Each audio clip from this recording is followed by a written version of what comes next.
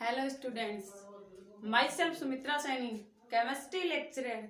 आप सभी का केमिस्ट्री टूल चैनल में हार्दिक स्वागत है। तो बच्चों, आज अपना टॉपिक क्या है? क्वांटम नंबर, क्वांटम संख्या। क्वांटम नंबर होता क्या है? किसी परमाणु में इलेक्ट्रॉन की जो पूर्ण व्याख्या है वो क्वांटम संख्या से दी जाती है। किसी परमाणु में इलेक्ट्रॉन की जो पूर्ण व्याख्या है वो क्वांटम संख्या से दी जाती है। तो इसके अपन पहले डेफिनेशन लिख लेते हैं।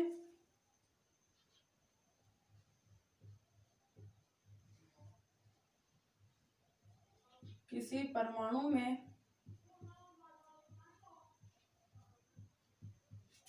इलेक्ट्रॉन की पूर्ण व्याख्या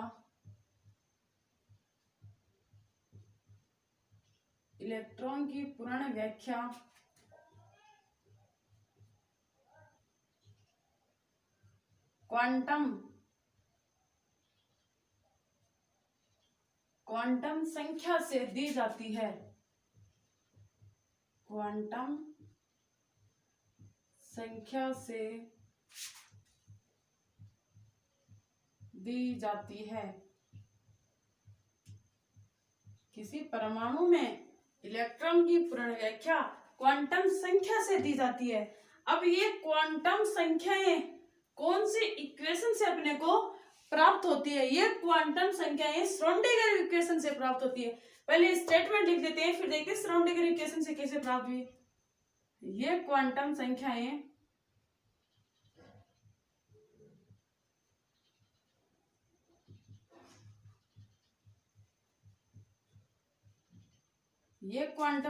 श्रोडिंगर इक्वेशन से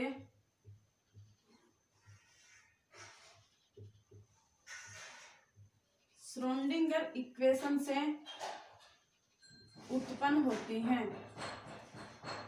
श्रोडिंगर इक्वेशन से उत्पन्न होती हैं। ये क्वांटम संख्याएं किस इक्वेशन से प्राप्त होती हैं? अपने को श्रोडिंगर वेव इक्वेशन से प्राप्त होती है। यहाँ पे लिख लें, वेव भी लिख लें तो ज्यादा बेटर रहेगा। श्रोडिंगर वेव इक्वेशन से प्राप्त होती है। तो एक बात सुनना बच्चों, अपन ने एटम पढ़ा। सबसे पहले अपन ने क्या पढ़ा? एटम पढ़ा। एटम को अपन ने कितने टाइप में क्लासिफाइड किया? एटम को अपने 2 टाइप में क्या किया? क्लासिफाइड किया। First classical model, second modern model.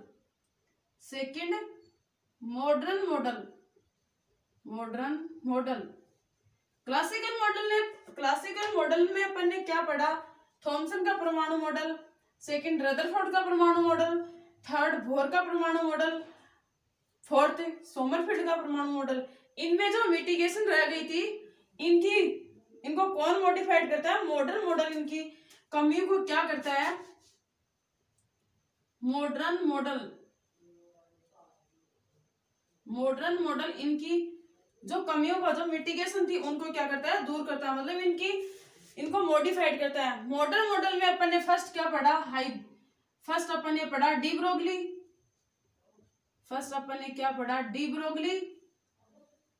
Second अपन ने क्या पढ़ा? हाइजेनबर्ग। थर्ड अपन ने क्या पढ़ा? Schrodinger wave equation.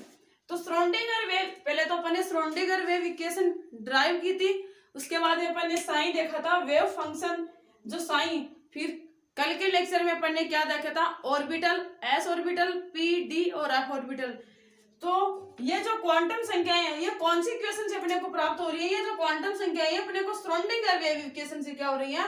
ड्राइव हो रही है। ये क्वांटम संख्या श्रोडिंगर इक्वेशन से क्या होती है? उत्पन्न होती है। तो अपना लास्ट मॉडल क्या था? Schrodinger wave equation. इसमें अपन ने क्या पढ़ा? साइन पढ़ा। साइन के बाद में सेकंड अपन ने कल पढ़ा था orbital, S orbital, P D F orbital. आज अपन क्या पढ़ रहे हैं? Quantum number. ये जो क्वांटम जो संख्या है, ये क्वांटम नंबर है, ये कौन सी इक्वेशन से अपने को ड्राइव हो रही है? श्रोडिंगर वेव इक्वेशन से क्या होती है? उत्पन्न होती है। पहले आप इसको उतार लो फटाफट। फिर अपन देखते हैं type of quantum number. Quantum संख्या है वो कितने टाइप की होती हैं?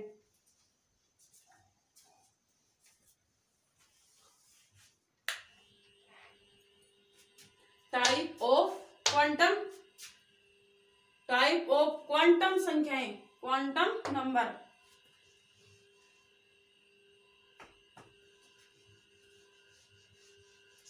अब देखते हैं अपन टाइप ऑफ क्वांटम नंबर।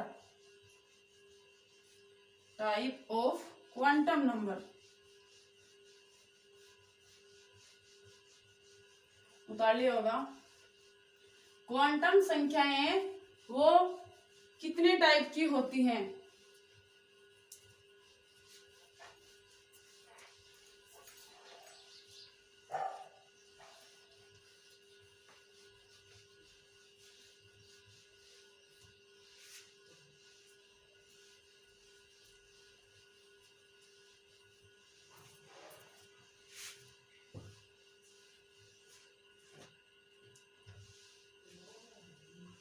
ये कौन सी इक्वेशन से ड्राइव होती हैं? श्रोडिंगर वेव इक्वेशन से क्या होती हैं? ड्राइव होती हैं।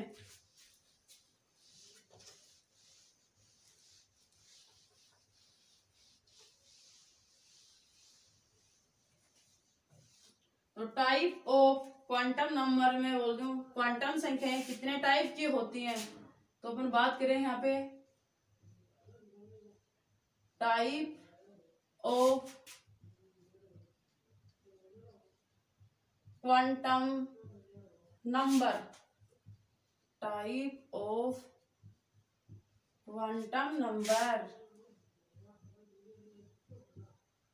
फर्स्ट है इसमें प्रिंसिपल क्वांटम नंबर। फर्स्ट है इसमें principal quantum number.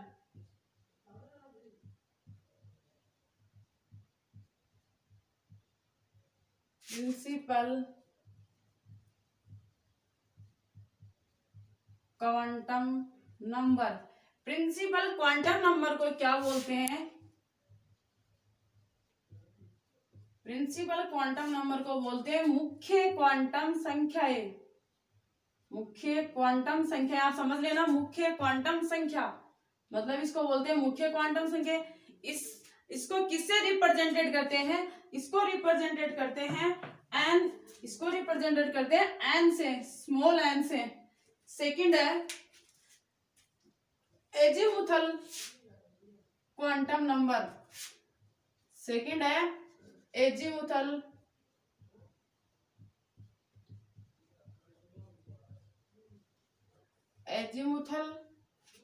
Quantum number. द्विवंशी क्वांटम संख्याएं। द्विवंशी क्वांटम संख्याएं, इसको किससे रिप्रेजेंटेड करते हैं? इसको रिप्रेजेंट करते हैं स्मॉल एल से। इसको किससे रिप्रेजेंटेड करते हैं? स्मॉल एल से। थर्ड है मैग्नेटिक क्वांटम नंबर।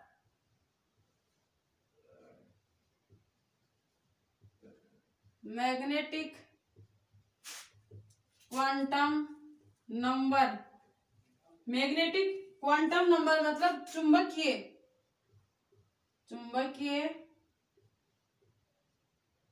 क्वांटम संख्या। इसको किससे रिप्रेजेंटेड करते हैं? इसको रिप्रेजेंटेड करते हैं स्मॉल एम से या एम एल से। स्मॉल एम या एम एल से।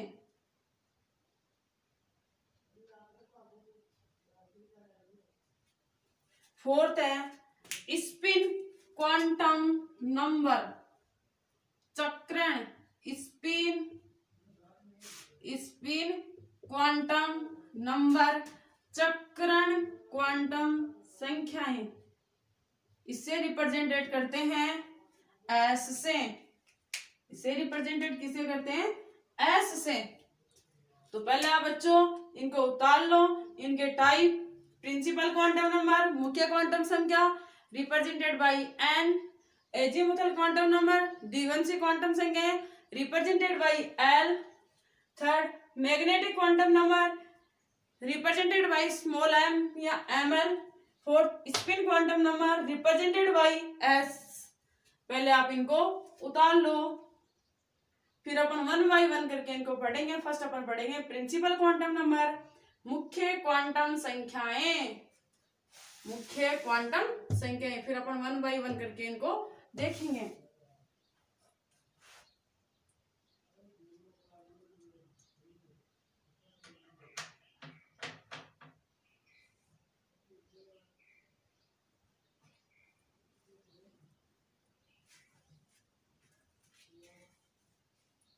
उतार लिया होगा बच्चों।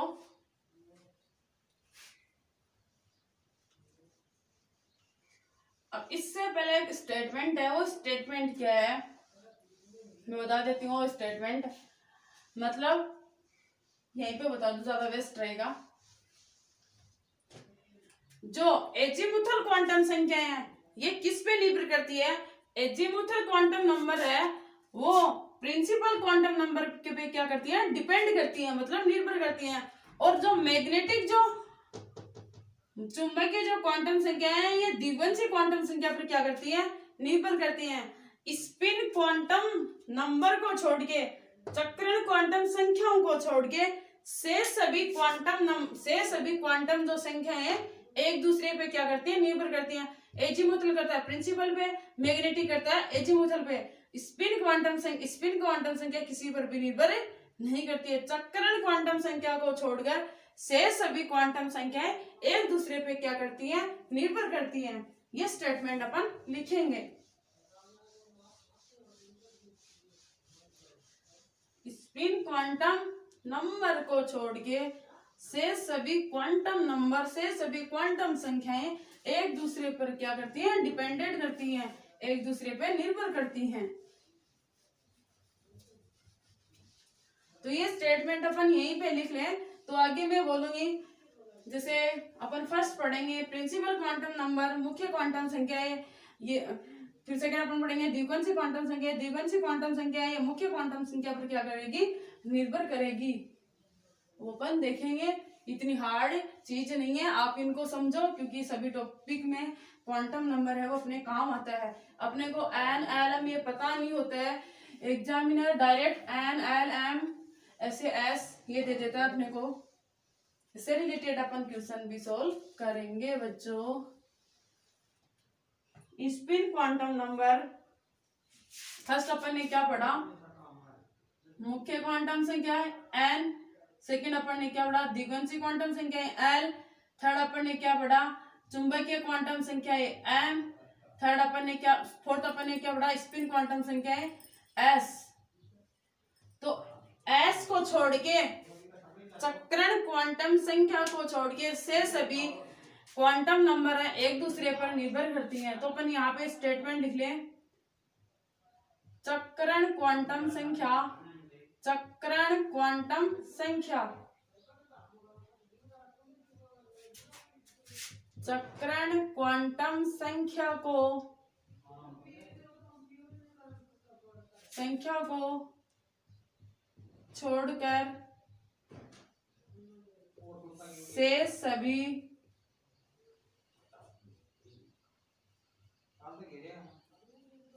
सभी क्वांटम संख्याएं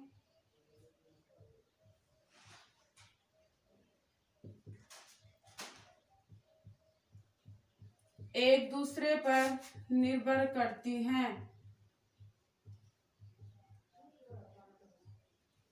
एक दूसरे पर निर्भर करती हैं।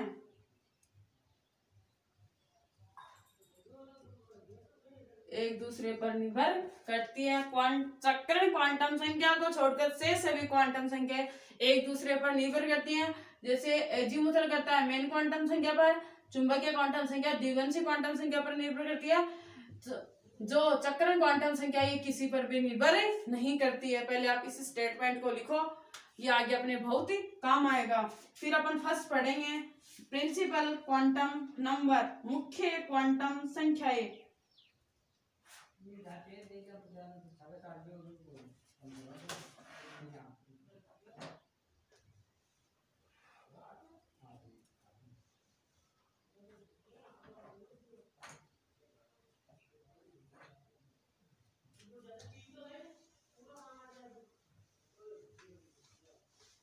तालियां होगा बच्चों।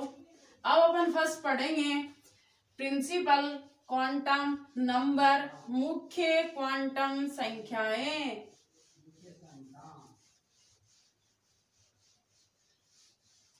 मुख्य क्वांटम संख्याएं, ध्यान से समझना इसको आप। प्रिंसिपल क्वांटम नंबर या मुख्य क्वांटम संख्याएं क्या होती हैं? फर्स्ट अपन क्या पढ़ेंगे? मुख्य क्वांटम संख्या, प्रिंसिपल क्वांटम नंबर।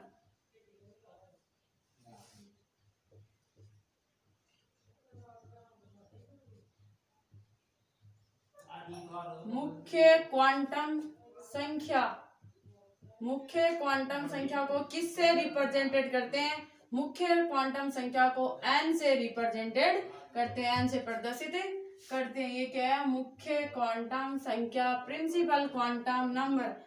इसको इसके बारे में किस साइंटिस्ट ने बताया? इस सर्वप्रथम साइंटिस्ट था बोहर ने प्रिंसिपल क्वांटम नंबर के बारे में बताया था। बोहर ने, किस साइंटिस्ट ने? बोहर ने। बोहर ने किसके बारे में बताया? मुख्य क्वांटम संख्या के बारे में।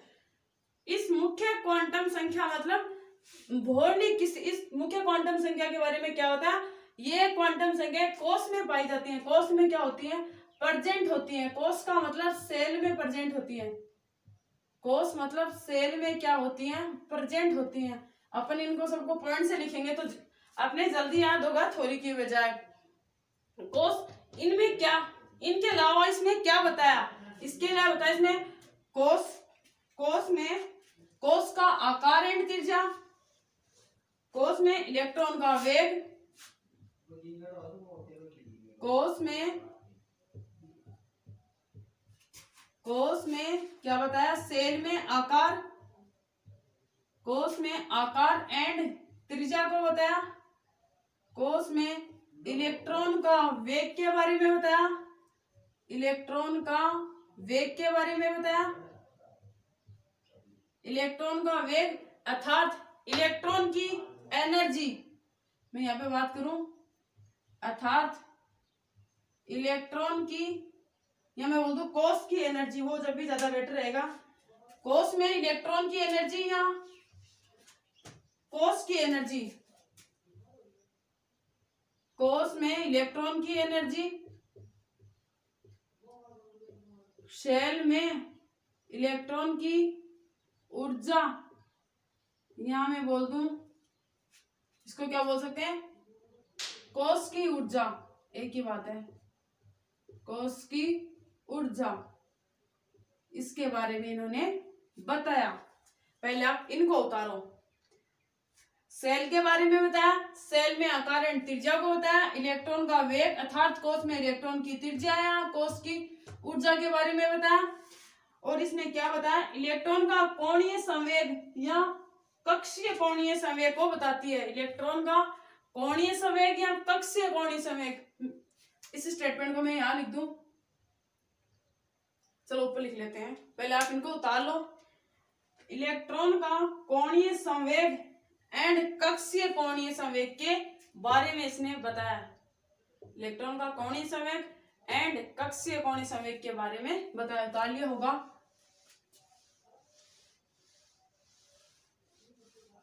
इलेक्ट्रॉन का कोणीय संवेग एंड कक्षीय कोणीय संवेग के बारे में इसने बताया। तो ध्यान से देखना, इलेक्ट्रॉन का कोणीय संवेग, इलेक्ट्रॉन का कोणीय संवेग लीनियर मोमेंटम P = m होता है एंड कक्षीय कोणीय संवेग, कक्षीय कोणीय संवेग के बारे में बताया। मतलब इसका मीन्स क्या हुआ? Orbit angular momentum, orbit angular momentum, कक्षीय कोणीय संवेग को क्या बोलते हैं? इंग्लिश नेम आप ध्यान में रखना, ऑर्बिट, आगे ऑर्बिटल भी आएगा। ये क्या है? Orbit angular momentum, angular momentum, orbit angular momentum is equal to क्या होता है, इसका फॉर्मूला देखना आप, में ऑर्बिट, ये तो इसका इंग्लिश नेम है वो आप लिख लो, मोमेंटम,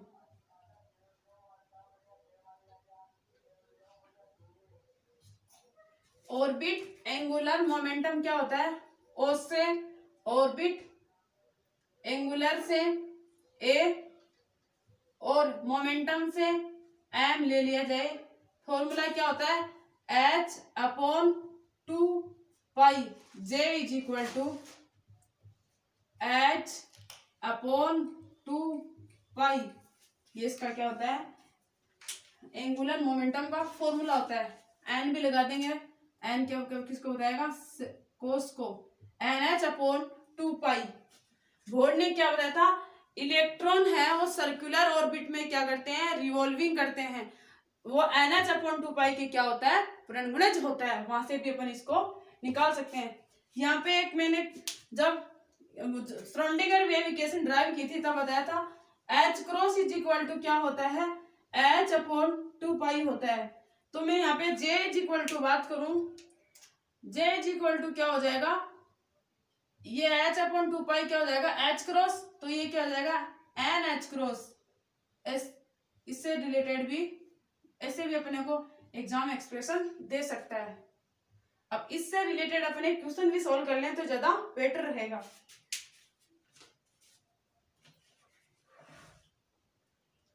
ये याद ध्यान में रखना आप, ऑर्बिट आगे आएगा, ऑर्बिटल, ये है ऑर्बिट, ये कक्षीय है, वो आएगा कक्षीय किसमें, द्विवंशी क्वांटम संख्या में। तो इससे रिलेटेड अपन एक क्वेश्चन सॉल्व कर ले, उतार लिया होगा बच्चों।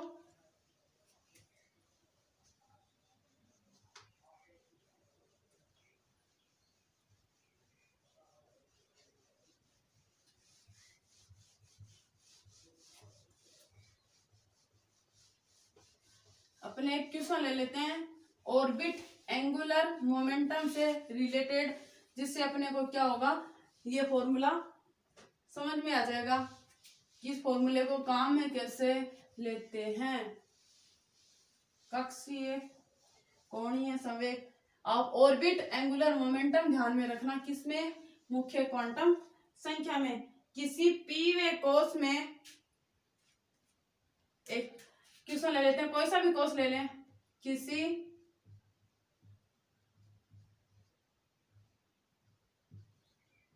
एनवे कोष ले लें अपन, किसी एनवे कोष में,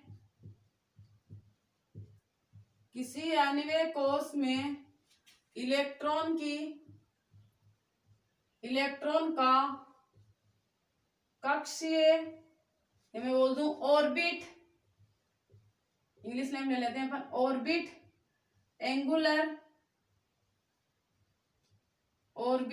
एंगुलर मोमेंटम, याद करो, ऑर्बिट एंगुलर मोमेंटम होगा या कक्षीय कोणीय संवेग होगा। हिंदी नेम ले लो चाहे इंग्लिश नेम ले लो, बात एक ही है, कक्षीय ले लो तो आपको बार बार याद रहेगा, कक्षीय कोणीय संवेग, कक्षीय कोणीय संवेग, एंगुलर मोमेंटम, कक्षीय कोणीय संवेग कैलकुलेट करो। तो पहले तो आप क्या बताया था, बोहर ने क्या बताया था, बोहर ने क्या बताया था, बोहर ने क्या बताया था, ये क्या होता है, नाभिक होता है, ये क्या होता है, नाभिक, ये इसकी फर्स्ट सेल, ये इसकी सेकंड सेल, अपन 4-5-7 सेल लेते हैं तो इसको थोड़ा छोटा बना लेते हैं, ये इसकी सेकंड सेल, ये इसकी थर्ड सेल, मैं बोल दूं यहाँ पे fourth cell, fifth cell, six cell, कुछ भी हो सकती है। तो n इज इक्वल टू यहाँ पे कौन सी है, ये n इज इक्वल टू 1 है, n इज इक्वल टू इसकी 1, ये 2, ये 3, ये 4, 5 डेस आगे तक चलता रहता है। तो n इज इक्वल टू 1 को अपन ने क्या बोला था, k, n is equal to 1 को k, n is equal to 2 को l, n is equal to 3 को क्या बोला, m, N is equal to 4 को N KLMNOP। तो ध्यान से समझना, मैं इधर लिखूं KLMNOP।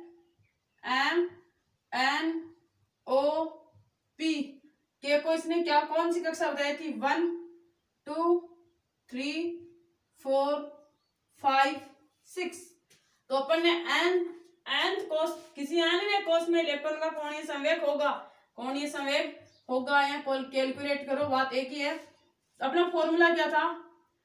Orbit angular momentum orbit angular momentum J is equal to क्या होता है? NH अपॉन क्या होता है? 2 पाई होता है। NH अपॉन 2 पाई। n कौन से सेल की दी हुई है अपने को? n यहाँ पे कौन से सेल की पूछी है? nवें कोष की पूछी है। यहाँ पे अपन O कोष भी कर सकते हैं, P कोष, M कोष, L कोष। nवें कोष की पूछी है अपने को। n कौन से नंबर की है? 4 नंबर की है। तो 4 अपॉन 2 पाई हो जाएगा। मैंने क्या होता है? H cross is equal to क्या होता है? H अपॉन 2 पाई होता है। तो 4th H क्रॉस भी अपन लिख सकते हैं। यहां तक भी पूछ सकता है और ये एक्सप्रेशन भी अपने को दे सकता है। तो आप इसको नोट कर लो फटाफट। फिर अपन देखते हैं आगे मुख्य क्वांटम संख्या के बारे में।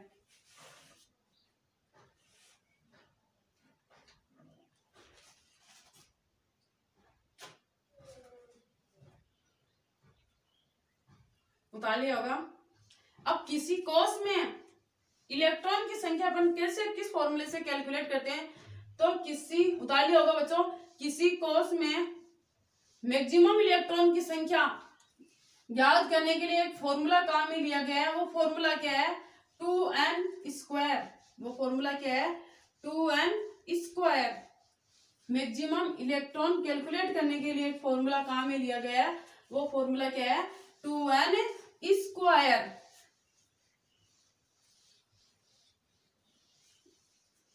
2n² एक फॉर्मूला काम में लिया जाता है।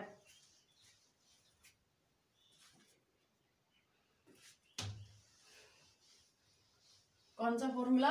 2n²। किसी सेल में मैक्सिमम इलेक्ट्रॉन की संख्या किसे ज्ञात की जाती है? किसी सेल में या किसी कोष में, किसी सेल में मैक्सिमम मतलब अधिकतम, किसी सेल में अधिकतम इलेक्ट्रॉन की संख्या, अधिकतम इलेक्ट्रॉन की जो संख्या है वो किससे कैलकुलेट की जाती है? फॉर्मूला काम में लिया जाता है 2n²। 2n²। यहाँ पे n क्या है? प्रथम सेल के लिए, द्वितीय सेल के लिए, अपन तृतीय सेल के लिए, जैसे अपन प्रथम कोष की बात करें, प्रथम n इज इक्वल टू प्रथम हो। प्रथम कोष का मीन्स क्या हो? k। प्रथम कोष का मीन्स क्या हो गया? k के लिए n इज इक्वल टू यहाँ पे क्या है? 1। प्रथम का मीन्स क्या हो गया? n is equal to 1। तो फॉर्मूला अपन ड्राइव करते हैं 2 इंटू n। n यहाँ पे कौन से सेल के लिए? प्रथम सेल के लिए। मतलब 1 का क्या हो जाएगा? स्क्वायर। तो 2 इंटू 1 का स्क्वायर, 1 का स्क्वायर 1, इसको 2 से करेंगे तो कितना आएगा? 2। तो मैक्सिमम इलेक्ट्रॉन की जो संख्या वो कितनी आई? अपने पास 2 इलेक्ट्रॉन आई। ऐसे में द्वितीय कोष की बात करूं, n इज इक्वल टू 2 के लिए, द्वितीय कोष l के लिए, द्वितीय कोष का मीन्स l के लिए, जैसे 2 इंटू 2 का क्या हो जाएगा? स्क्वायर। n का मान क्या हो गया? यहाँ पे 2 हो गया। द्वितीय कोष है तो n इज इक्वल टू 2। तो 2 का स्क्वायर कितना हो जाएगा? 4। 4 को 2 से मल्टीप्लाई करेंगे तो कितना हो जाएगा? 8 इलेक्ट्रॉन। मैक्सिमम इलेक्ट्रॉन की संख्या कितनी आएगी? 8 इलेक्ट्रॉन। ऐसे में तृतीय की बात करूं, तृतीय चतुर्थ, तृतीय कोष n इज इक्वल टू 3 के लिए KLM कि कितना आएगा? 2 इंटू n का मान चेंज हो रहा है, 3 का स्क्वायर 9 को 2 से मल्टीप्लाई किया तो कितना आया? 18 इलेक्ट्रॉन। सॉरी 3 का स्क्वायर 6 को 2 से किया तो 12 है इलेक्ट्रॉन। अपन ऐसे बात करें चतुर्थ कोर्स के लिए, चतुर्थ कोर्स का मतलब n के लिए कितना आ जाएगा, 2 इंटू 4 का क्या हो जाएगा स्क्वायर, 4 का स्क्वायर क्या हो जाएगा, क्या हो जाएगा 8 टू 16 इलेक्ट्रॉन, 4 का क्या हो जाएगा स्क्वायर।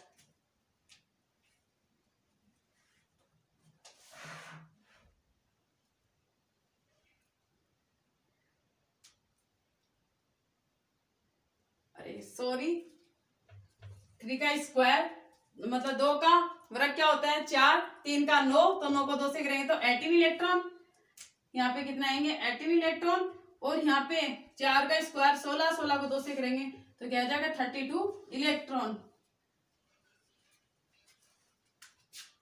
4 का अपन यहाँ पे स्क्वायर लेंगे तो 16, 16 को 2 से करेंगे 32, 3 का स्क्वायर 9, 9 को 2 से करेंगे तो कितना 18 इलेक्ट्रॉन।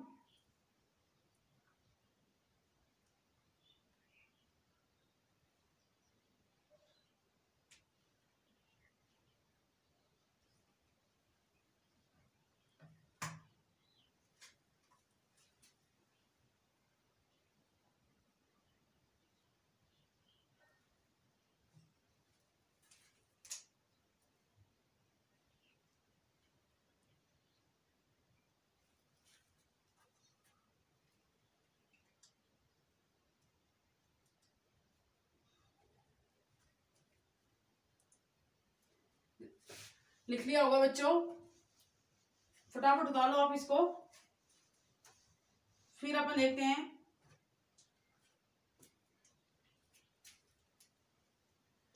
इन चारों को, उतार लिया होगा।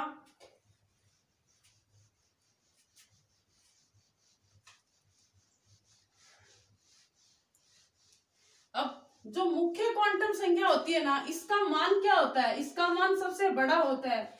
मुख्य क्वांटम संख्या में मतलब अपन ने कौन कौन सी क्वांटम संख्या पढ़ी, अपन ने पढ़ी फर्स्ट मुख्य क्वांटम संख्या, सॉरी अपन ने फर्स्ट मुख्य क्वांटम संख्या पढ़ी है। सेकंड अपन ने किसको देखा था, द्विगंशी को। थर्ड क्या थी, मैग्नेटिक थी, उनको देखेंगे अपन। फोर्थ क्या थी, स्पिन क्वांटम संख्या। तो जो मुख्य क्वांटम संख्या होती है, मेन प्रिंसिपल जो क्वांटम संख्या है, तो मेन क्वांटम संख्या, प्रिंसिपल क्वांटम संख्या, प्रिंसिपल क्वांटम संख्या का मान क्या होता है, सबसे ज्यादा होता है, सबसे ज्यादा होता है। तो मैं बात 1 इलेक्ट्रॉन की 4 मुख्य क्वांटम संख्याओं में से सबसे बड़ा मान 1 इलेक्ट्रॉन की 4 मुख्य क्वांटम संख्याओं में से 4 मुख्य क्वांटम संख्याओं में से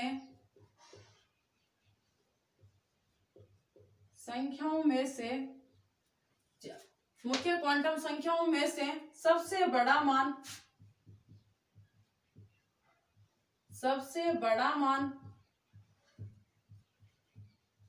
मुख्य क्वांटम संख्या का होता है। सबसे बड़ा मान मुख्य क्वांटम संख्या, प्रिंसिपल क्वांटम संख्या का होता है, मुख्य क्वांटम संख्या का होता है, मुख्य क्वांटम संख्या का होता है। इस स्टेटमेंट को आप लिखो। इससे रिलेटेड अपन क्वेश्चन भी देखेंगे। पहले अपन द्विगंशी क्वांटम संख्या देखेंगे, इससे रिलेटेड फिर क्वेश्चन देखेंगे। 1 इलेक्ट्रॉन के 4 मुख्य क्वांटम संख्याओं में से सबसे बड़ा मान किसका होता है, मुख्य क्वांटम संख्या का होता है। मैं बोल दूं, फर्स्ट क्या थी, प्रिंसिपल क्वांटम संख्या, सेकंड एजीमुथल क्वांटम संख्या, थर्ड क्या थी, मैग्नेटिक क्वांटम संख्या, फोर्थ क्या थी, स्पिन क्वांटम संख्या। इन सभी में से सबसे बड़ा मान किसका होता है, मुख्य क्वांटम संख्या का होता है। मैंने ये स्टेटमेंट दिखाया, अब इसको भी आप डायरेक्ट लिख सकते हो, कोई दिक्कत नहीं है। इसको लिख लो चाहे कैसे भी लिख लो, बात एक ही है। सबसे बड़ा मान किसका होता है, मुख्य क्वांटम संख्या का होता है। अब अपन सेकंड देखेंगे एजीमुथल क्वांटम संख्या। एजीमुथल क्वांटम संख्या किससे रिप्रेजेंटेड करते हैं, एल से रिप्रेजेंटेड करते हैं। इसके किसने बताया इसके बारे में,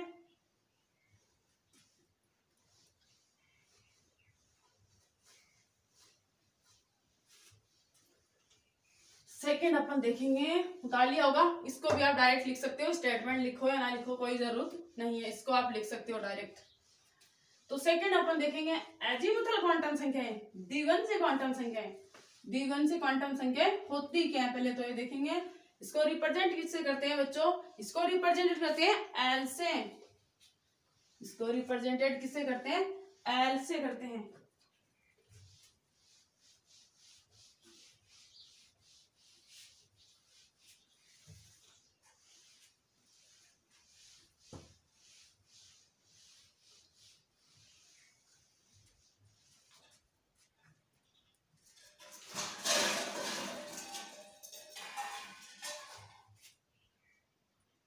सेकंड अपना क्या है, सेकंड है अपना azimuthal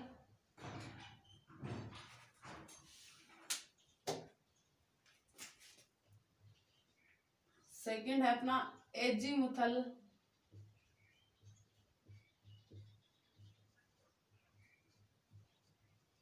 azimuthal quantum number, azimuthal quantum number, द्विगुणित क्वांटम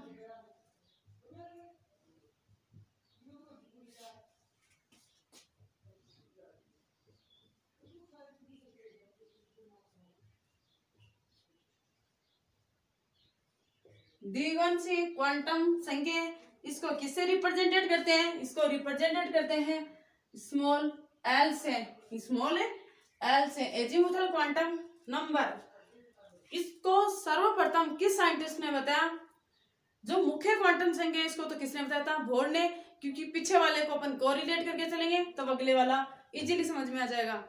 सेकंड है एजीमुथल क्वांटम संख्या, इसके बारे में सर्वप्रथम सोमरफील्ड ने बताया। सोमरफील्ड ने, साइंटिस्ट कौन सा था, सोमरफील्ड।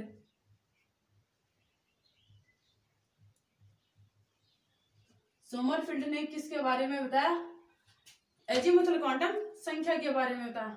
ये किसी सेल में उपस्थित किसको बताती है, मुख्य क्वांटम संख्या तो सेल को बताती है, और सोमरफील्ड के अकॉर्डिंग एजीमुथल क्वांटम संख्या किसी सब सेल को बताती है, किसी उपकोष को बताती है, किसी सेल में उपस्थित सब सेल को बताती है। तो मैं डायरेक्ट लिखती हूँ, ये किसी सब सेल को बताती है, ये किसी सब सेल को बताती है, मतलब उपकोष को बताती है, किसी सेल में उपस्थित सब सेल को बताती हैं।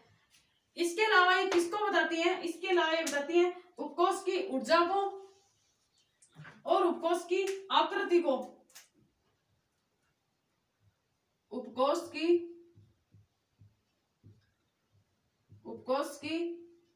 ऊर्जा को, और किसको बताती हैं, उपकोष की ऊर्जा व उपकोष की आकृति को। उपकोष की ऊर्जा मैं यहाँ लिख दूं, ऐसे अपन पॉइंट बना के लिखेंगे तो इजीली समझ में आ जाएगा। उपकोष की ऊर्जा को बताती हैं, उपकोष की ऊर्जा को बताती हैं, और उपकोष की आकृति को, और कक्षीय आकृति को, मतलब कक्षक की आकृति को। इस कक्षक की आकृति को, यह बात बहुत इंपॉर्टेंट है, क्यों इंपॉर्टेंट है इसके बाद में बताऊंगी मैं, कक्षक की आकृति को। और ये किसको बताती थी, ऑर्बिट एंगुलर मोमेंटम को बताती थी, और ये किसको बताती है, कक्षीय कोणीय संवेग को बताती है। ये बात इसमें मोस्ट इंपॉर्टेंट है। कक्षीय, उसमें तो क्या था, कक्षक, ये कक्षीय कोणीय संवेग को बताती है, कक्षीय कोणीय संवेग को बताती है। मतलब वो तो क्या था, ऑर्बिट था, ये क्या होगा, ऑर्बिटल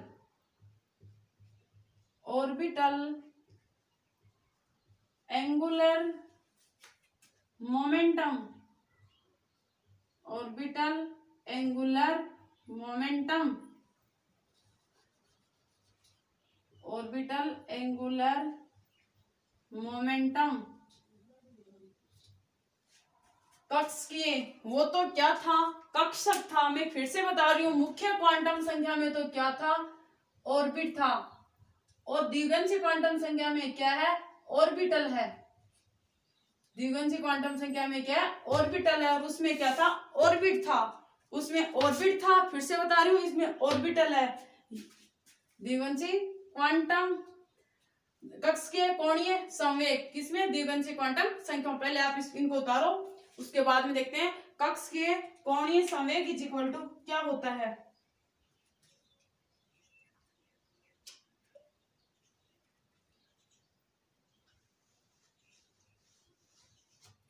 इसके लिए फॉर्मूला देख लें, चलो इसके लिए फॉर्मूला लिख लें। कक्ष के कोणीय संवेग के लिए और ऑर्बिटल एंगुलर, ऐसे एंगुलर, एम से momentum is equal to H upon 2 pi root L L plus 1, root L L plus 1। H upon 2 pi क्या होता है, मैंने पीछे भी बताया था आपको, एच अपॉन 2 पाई क्या होता है, एच क्रॉस होता है। एच अपॉन 2 पाई क्या होता है, एच क्रॉस होता है। तो मैं यहाँ पे क्या लिख लूं, H cross root L L plus 1, ये भी फॉर्मूला हो सकता है इसका।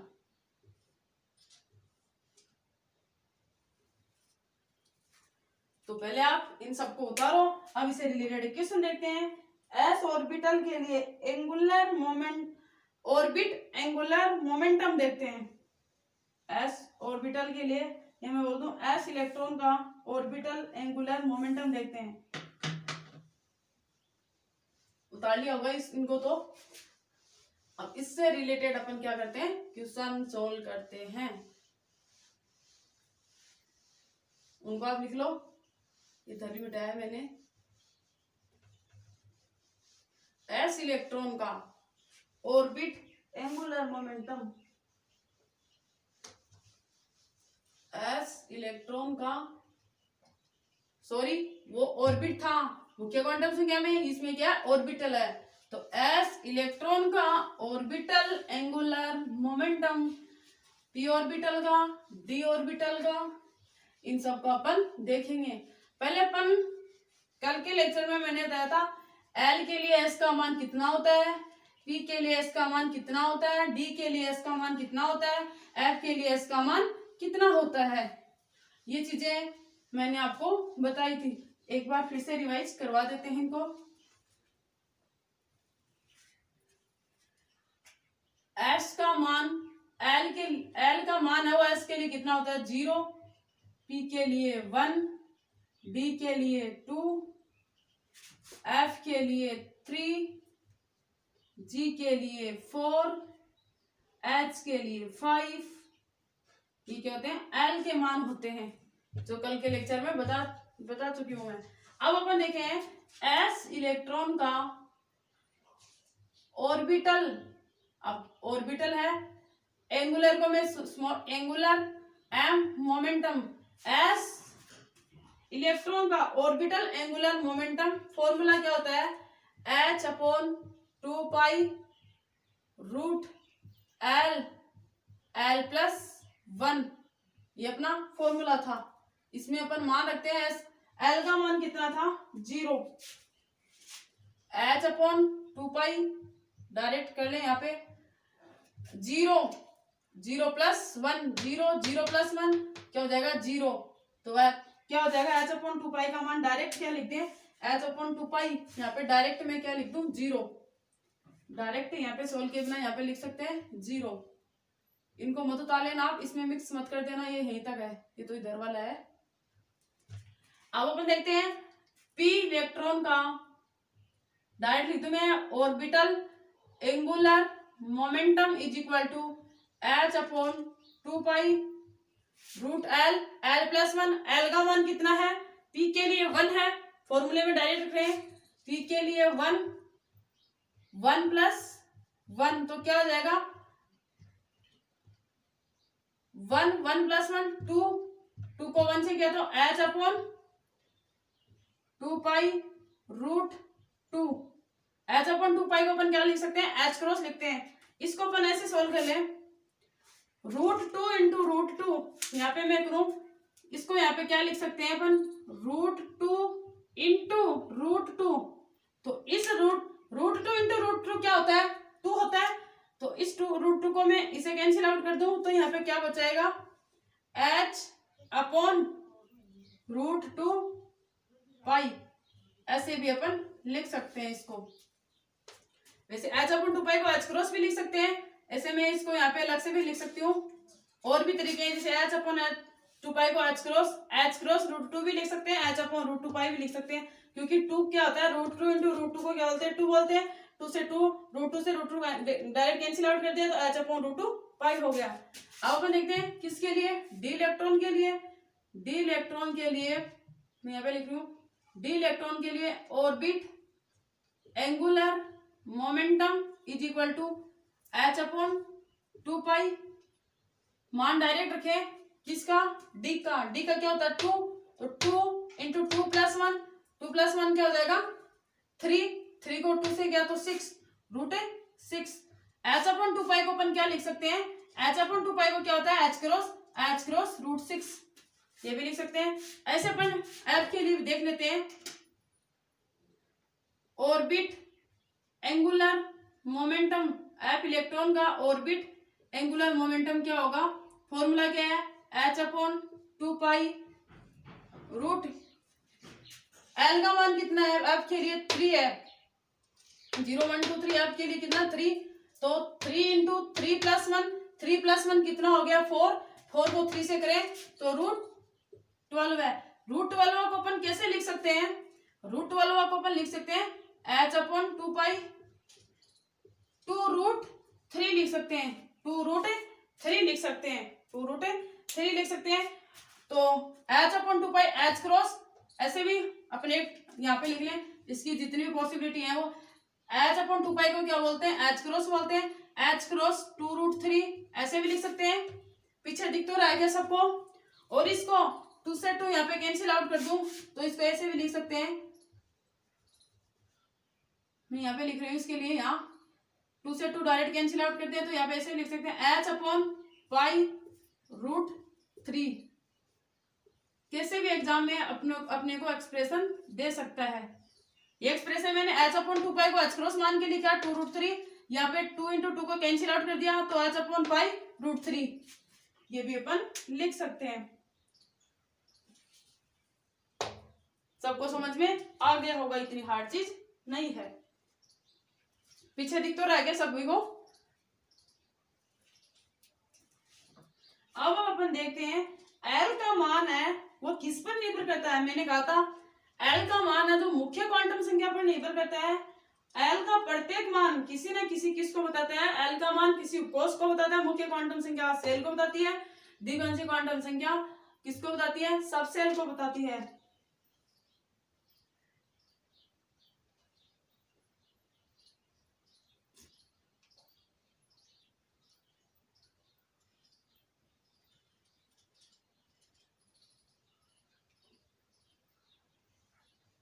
बता लिया होगा बच्चों।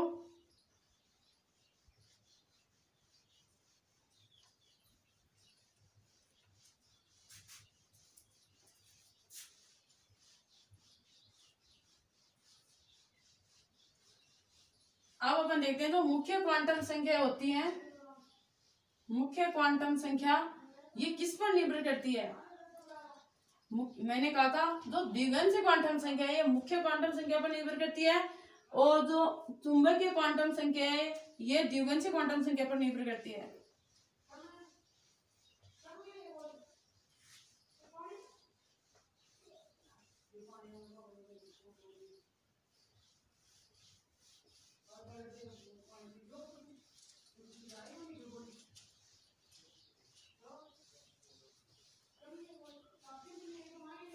मैंने क्या कहा था, जो द्विगुणित क्वांटम संख्या है ये मुख्य क्वांटम संख्या पर क्या करती है, निर्भर करती है।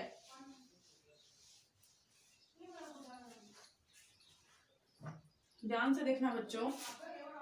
फर्स्ट अपन ने क्या पढ़ा था, मुख्य क्वांटम संख्या है, सेकंड अपन पढ़ रहे हैं द्विगुणित क्वांटम संख्या, थर्ड क्या होगी चुंबकीय क्वांटम संख्या, फोर्थ क्या होगी एस। एस का तो यहाँ पे कोरोनियन। जो द्विगुणित क्वांटम संख्या है ये मुख्य क्वांटम संख्या पर निर्भर करेगी कि चुंबकीय किस पर करेगी, द्विगुणित पर करेगी।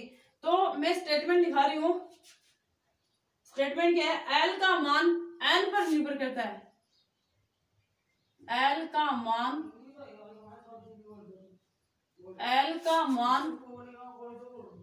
एन पर एल का मान एन पर निर्भर करता है।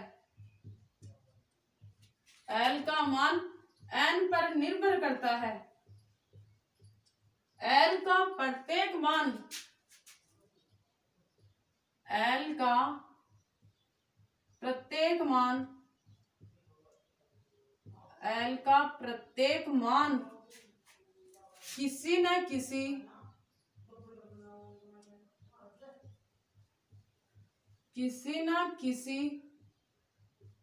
एल का प्रत्येक मान किसी न किसी किसको बताता है? एल का मान किसको बताता है? सबसेल को बताता है। एल का प्रत्येक मान किसी न किसी उपकोष को बताता है। उपकोष को बताता है। तो पहले आप इन स्टेटमेंट को उतारो। मैंने क्या, एल मान एन पर क्या करता है? डिपेंड करता है, निर्भर करता है। एल का प्रत्येक मान किसको बताता है? एन का तो बताता था सेल को, एल का बताता है सब सेल को, मतलब उपकोष को, सब सेल को बताता है। तो पहले आप इनको उतारो।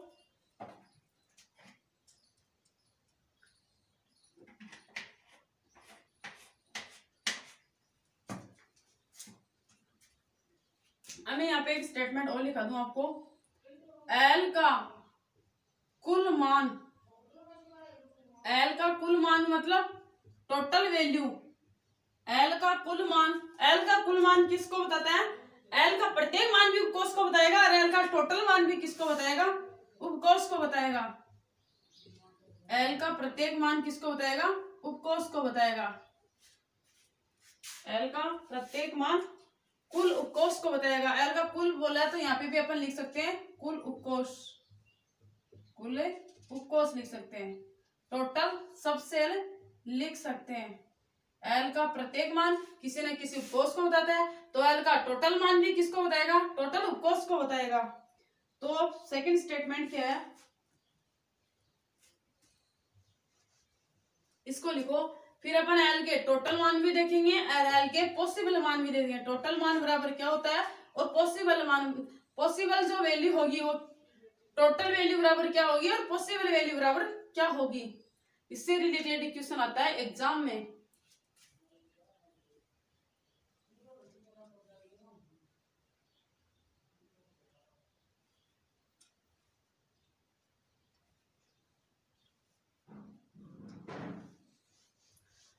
अब देखना बहुत ही इंपॉर्टेंट स्टेटमेंट आएगा, very very most important statement. ये स्टेटमेंट ही अपने काम का है, very very most important statement. ये स्टेटमेंट ही क्या है? अपने काम का है।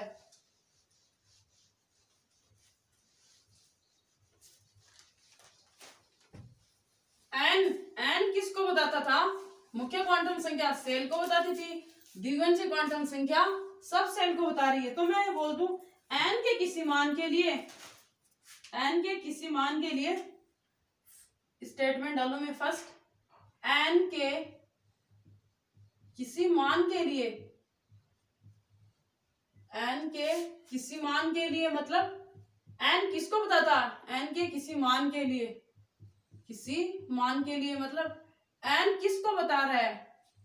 एन किसको बताता है? मुख्य क्वांटम संख्या किसको बताती है? मुख्य क्वांटम संख्या किसी कोष को बताती है। तो एन के किसी मान के लिए मतलब किसी कोष के लिए, किसी कोष के लिए। ये चीजें एक दूसरे से क्या हो रही है? कोरिलेट हो रही हैं। इनको आप ध्यान से समझो। किसी कोष के लिए, किसी सब सेल के लिए चीज एक ही है और उसको अलग अलग क्या कर दिया, इसको रिवाइज कर, मतलब अलग अलग बता दिया स्टेटमेंट। एन के किसी मान के लिए किसको बताते हैं? किसी कोष को बताते हैं। तो एल के कुल मान बराबर, एल मतलब द्विगुणित क्वांटम संख्या, एल के कुल मान में मतलब एल का कुल मान, एक ही बात है। एल का कुल मान इज इक्वल टू क्या होगा? एल का कुल मान मतलब टोटल वैल्यू। इसको मैं क्या बोल दूं? कुल मान, ऐसे कंफ्यूज हो जाएंगे अपन। टोटल वैल्यू कर दें, total value is equal to क्या हो जाएगा, एन का कुल मान मतलब कुल उपकोष, कुल क्या हो गया उपकोष, कुल उपकोष किसको बताता है, कुल उपकोष इज इक्वल टू एन, कुल उपकोष इज इक्वल टू क्या होगा, एन होगा। यही काम की बात है, क्योंकि मैंने क्या बताया, एन एल का मान है वो किस पर निर्भर करता है, एन पे निर्भर करता है। एन के किसी मान के लिए क्या लेते हैं, किसी कोष को लेते हैं, तो एल का तो टोटल मान निकालेंगे मतलब कुल उपकोष निकालेंगे, क्या होगा कि स्मॉल एन होगा। अब तुम्हें इसको ऐसे ना लिखिए, अपन ऐसे भी लिखते हैं तो ज्यादा बेटर रहेगा, क्योंकि इससे कंफ्यूज हो जाएंगे। इक्वल इक्वल एल का क्या लिया अपन, ये तो अपन ने एल का क्या लिया, टोटल मान लिया।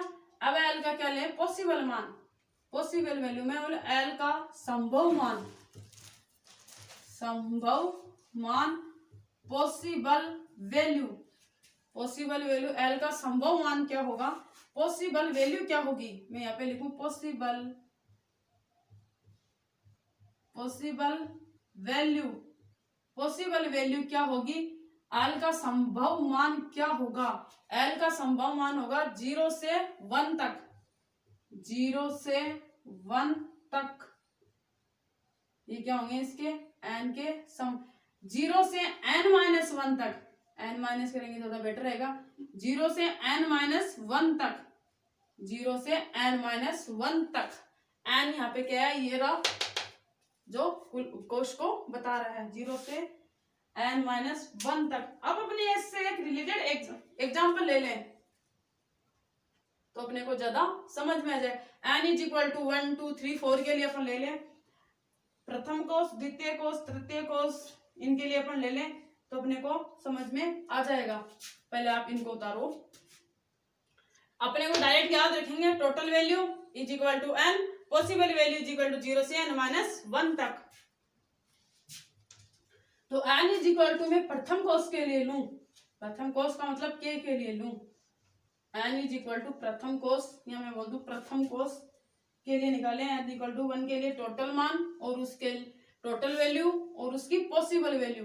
टोटल वैल्यू क्या आएगी, टोटल वैल्यू का मीन्स कुल उपकोष मतलब n, पॉसिबल संभव मान पॉसिबल वैल्यू 0 से n माइनस 1 तक, 0 से n माइनस 1 तक।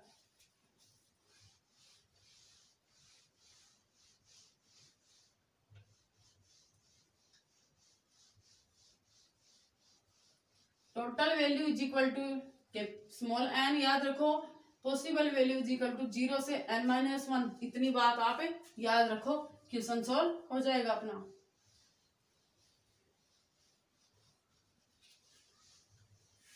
मैं एग्जांपल लूं फर्स्ट, एग्जांपल फर्स्ट क्या है, n इज इक्वल टू 1 मतलब प्रथम कोष के लिए, प्रथम कोष मीन्स के लिए, n इज इक्वल टू 1 के लिए, प्रथम कोष के लिए क्या निकाले, प्रथम कोष के लिए निकालना अपने को, मैं डायरेक्ट लिख दूं कि यहाँ पे टोटल वैल्यू, कुल मान, टोटल वैल्यू और पॉसिबल वैल्यू, इधर मैं लिख दूं पॉसिबल वैल्यू,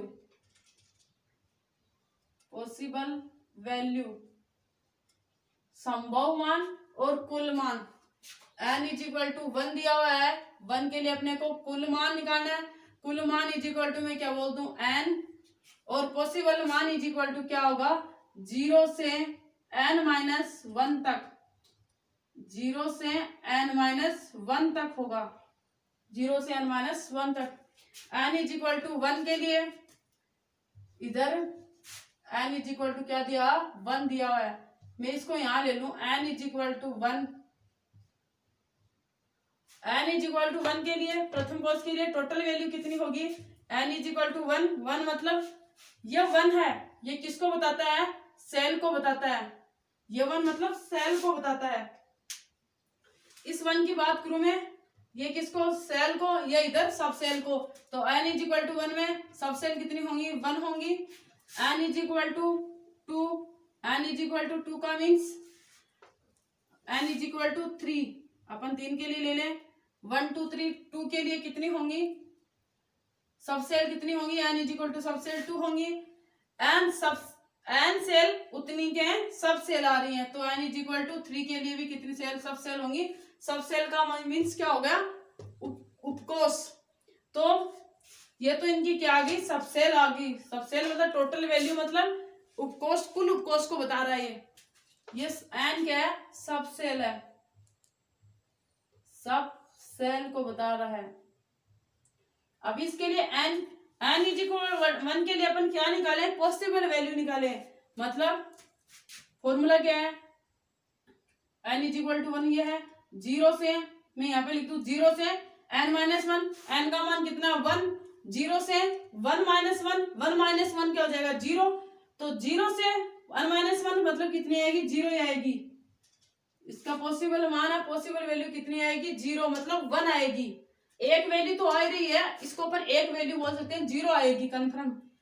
अब अपन n माइनस यहाँ पे क्या रखे n माइनस 2, मैं डायरेक्ट ऐसे लिखती हूँ 0 से n माइनस n का मतलब मीन्स कितना 2 माइनस 1 तक, 2 माइनस 1 तक, तो कितनी आएंगी 2 माइनस 1 तक कितनी आएगी 1, तो 0 से 1 तक, 0 से 1 तक कितनी आ रही है 0 और 1 आ रही है, 0 और 1 आ रही है।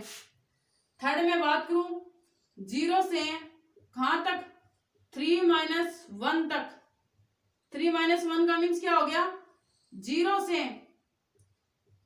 2 तक, 0 से 2 तक, 0 से 2 तक का मीन्स क्या आएगी 0 भी आएगी, 1 भी आ सकती है और 2 भी आ सकती है, मतलब 3 वैल्यू आएंगी, 3 पॉसिबल मान आएंगे। इसके पॉसिबल मान कितने आ रहे हैं 2 आ रहे हैं, इसका पॉसिबल मान 1 आ रहा है वो 0 है, इसका पॉसिबल मान 2 आ रहा है, इसका पॉसिबल मान 3 आ रहे हैं। तो ऐसे द्विआंशिक क्वांटम संख्या में टोटल वैल्यू और पॉसिबल वैल्यू निकाली जाती है। टोटल वैल्यू मतलब स्मॉल r मतलब सब सेल को बताती है, पॉसिबल वैल्यू मतलब 0 से n माइनस 1 तक, इसमें n का मान 1 माइनस 1 0 हो जाएगा, तो मतलब एक वैल्यू आएगी, यहाँ पे 2 आ रही है, यहाँ पे 3 आ रही है, पहले आप इनको उतार लो। फिर एक स्टेटमेंट आता है वो क्या है n का मान है वो l से बड़ा होता है, n का मान है वो l से बड़ा होता है, मुख्य क्वांटम संख्या है वो द्विआंशिक क्वांटम संख्या से बड़ी होती है। और मैंने एक पीछे स्टेटमेंट भी लिखाया था मुख्य क्वांटम संख्या में, मुख्य क्वांटम 4 क्वांटम संख्याओं में से मुख्य क्वांटम संख्या का मान सबसे ज्यादा होता है, ये बात मैंने पीछे लिखवा दी थी।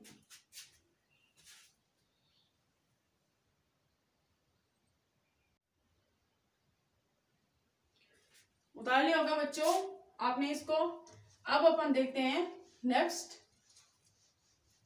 मैंने क्या बताया n का मान है वो बड़ा होता है किससे l से, पीछे भी लिखाया था मुख्य क्वांटम संख्या में स्टेटमेंट, n का मान बड़ा होता है किससे l से, n का मान बड़ा होता है किससे n से बड़ा होता है।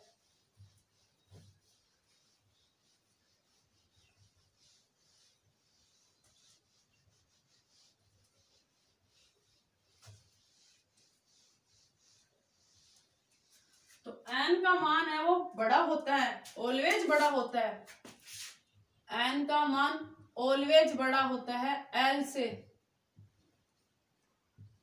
n का मान बड़ा होता है ऑलवेज, ऑलवेज बड़ा होता है, कभी भी ये क्या नहीं हो सकता लेसर देन भी नहीं हो सकता, ऐसे भी नहीं हो सकता, कभी भी ये इक्वल नहीं हो सकता, ऐसा कभी भी नहीं हो सकता, नॉट एग्जिस्ट, ये कभी एग्जिस्ट ही नहीं करता है। n का मान हमेशा ही l से क्या होता है, सॉरी n का मान सबसे बड़ा होता है किससे l से, ऑलवेज बड़ा होता है, सभी क्वांटम संख्याओं से n का मान बड़ा होता है, न तो लेसर देन होता है और न ही क्या होता है इक्वल होता है।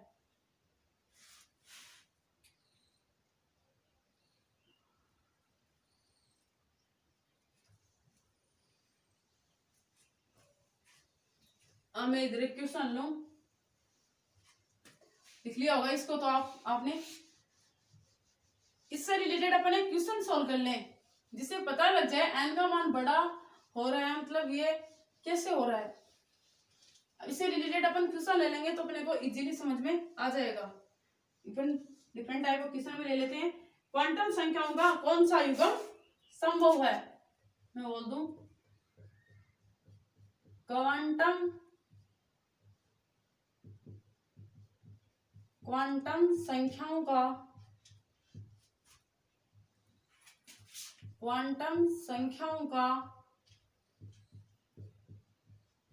कौन सा युग्म सही है? मैंने सही है बोला। क्वांटम संख्याओं का कौन सा युग्म संभव है? संभव है मतलब n का मान l से क्या होगा? बड़ा होगा, ये बताया था मैंने। ऑलवेज n का मान l से क्या बताया था मैंने? बड़ा बताया था। सारी कहानी इसी पर रिलेटेड होगी। क्वांटम संख्याओं का कौन सा युग्म संभव है? फर्स्ट एग्जांपल लिया, इधर n के मान है और इधर l के मान है। First 3 1, second 1 1, third 2 2, fourth example लिया मैंने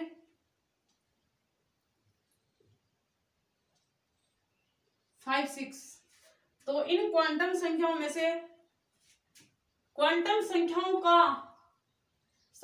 का कौन सा युग्म, क्वांटम संख्याओं का दे दिया मैंने, तो क्वांटम संख्याओं का कौन सा युग्म संभव है? मैंने क्या होता है, n का मान l से बड़ा होता है। जिसका मान n का बड़ा होगा, ये n के मान है, ये l के मान है। n का मान n से बड़ा हो रहा है, यहाँ पे n का मान n से बड़ा हो रहा है, यहाँ पे इक्वल हो रहा है। n is equal to l, जो क्या करता है नॉट एग्जिस्ट। यहाँ पे भी क्या हो रहा है, n is equal to l, जो क्या हो रहा है नॉट एग्जिस्ट। n का मान l से बड़ा, ये यहाँ पे क्या है बड़ा है। तो कौन कौन सा सही है अपना आंसर? फर्स्ट एंड फोर्थ, ये अपना सही है। अगर संभव नहीं होता तो ये वाले आंसर हो जाते हैं। संभव है इसलिए फर्स्ट एंड फोर्थ संभव है, क्योंकि n का मान l से बड़ा है। यहाँ पे संभव है लिखा है मैंने, तो फर्स्ट एंड फोर्थ वाला संभव नहीं है ये होता अगर क्वेश्चन, तो ये आंसर सही हो जाते। कौन सा युग्म संभव है लिख दिया मैंने, इसलिए फर्स्ट एंड फोर्थ सही है। n is greater then l होता है। तो पहले आप इनको उतार लो, इस क्वेश्चन को।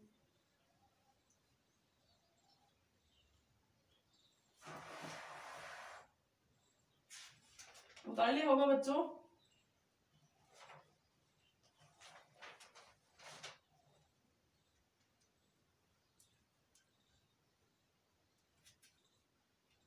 निम्न में से कौन सा उपकोष, निम्न में से कौन संख्याओं का कौन सा युग्म संभव नहीं है?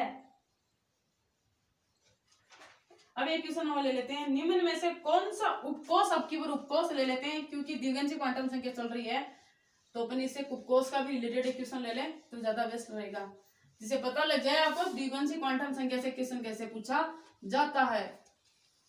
निम्न में से कौन सा उपकोष है वो संभव नहीं है? सेकंड क्वेश्चन है, निम्न में से कौन सा उपकोष संभव नहीं है? ये क्वेश्चन बहुत ही इंपॉर्टेंट क्वेश्चन है जो एग्जाम में पूछा हुआ है। क्वेश्चन बहुत इंपॉर्टेंट है, ध्यान से समझना बच्चों। निम्न में से कौन सा उपकोष संभव नहीं है?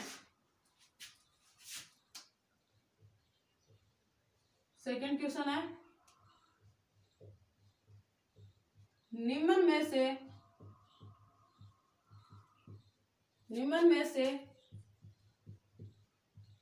कौन सा उपकोष, निम्न में से कौन सा उपकोष संभव नहीं है? अब की बार मैंने नहीं है लिखा, पहले पिछले वाले में है लिखा था, अब की बार नहीं है, नहीं भी लगा दिया, तो आंसर क्या हो जाते हैं, अपोजिट हो जाते हैं। निम्न में से कौन सा उपकोष संभव नहीं है? एग्जाम्पल इसमें ऑप्शन दिया 1p 2d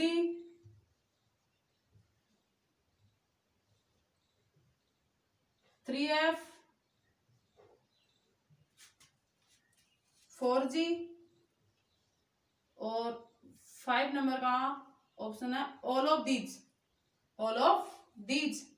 तो ध्यान से समझना, ये अपने को क्वेश्चन दिया हुआ है, ये अपने को क्या दिया हुआ है, क्वेश्चन दिया हुआ है। यहाँ पे डी, यहाँ पे एफ, यहाँ पे जी, और यहाँ पे all of these, all of these first second third and fourth दिया हुआ है।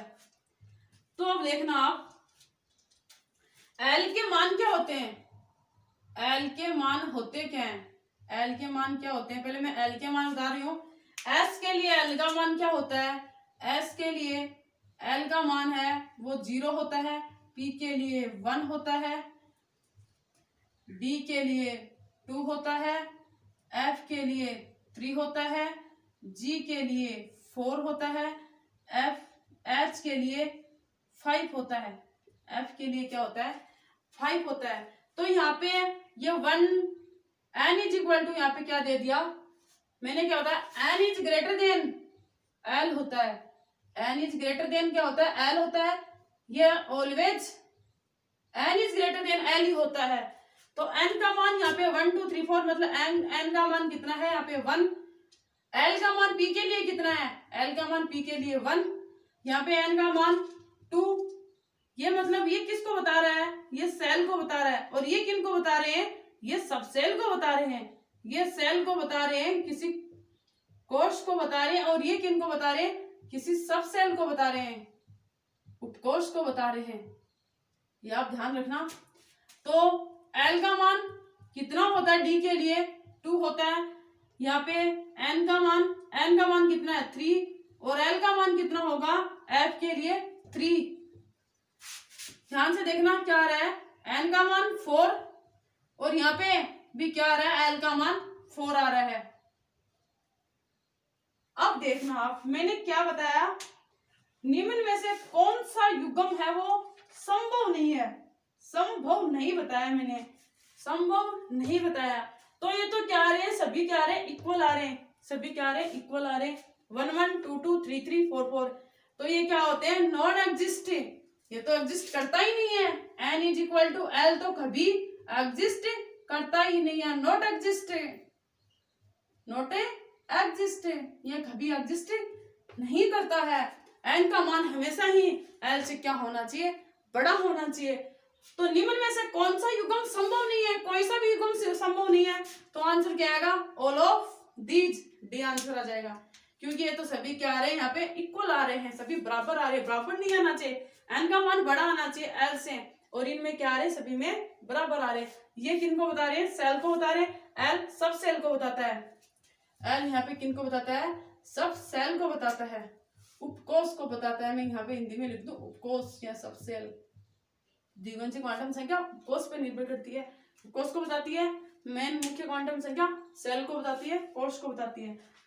तो पहले आप इनको बच्चों इनको उतार लो, फिर अपन देखेंगे मैग्नेटिक क्वांटम नंबर, चुंबकीय क्वांटम संख्याएं, जिसको किसे रिप्रेजेंट करते हैं, स्मॉल एम या एमएल से। तो अपन थर्ड देखेंगे चुंबकीय क्वांटम संख्याएं, पहले आप इनको उतार लो।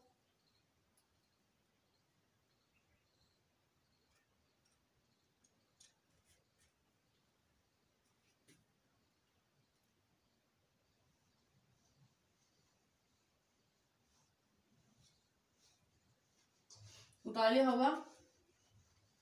अब अपन देखेंगे थर्ड कौन सी थी अपनी, कौन सा क्वांटम नंबर था थर्ड टाइप में, चुंबकीय क्वांटम संख्याएं, मैग्नेटिक क्वांटम नंबर, जिसे किसे रिप्रेजेंटेड करते हैं, जिसे स्मॉल एम या एमएल से रिप्रेजेंटेड करते हैं।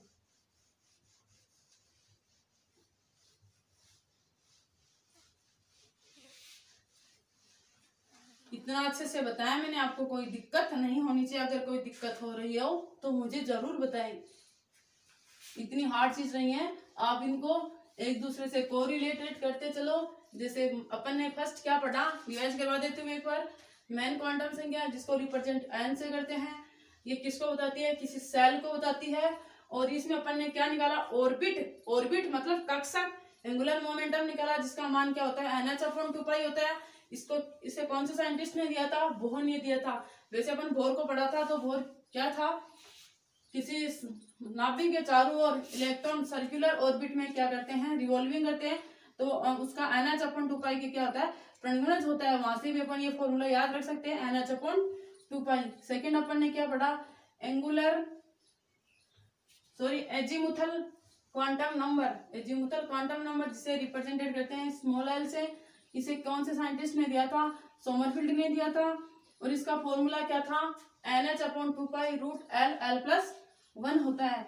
L का मान एजीमुथल क्वांटम नंबर L का मान है, वो N पे निर्भर करता है। मैंने बताया मुख्य क्वांटम संख्या का मान सबसे बड़ा होता है, N is greater then L होता है। यही अपन ने पढ़ा है अभी तक, इसका यही सारांश बता दिया मैंने शॉर्टकट। थर्ड अपन देखते हैं चुंबकीय क्वांटम संख्या। थर्ड अपना क्या है, पीछे दिख तो रहा है क्या सभी को? चुंबकीय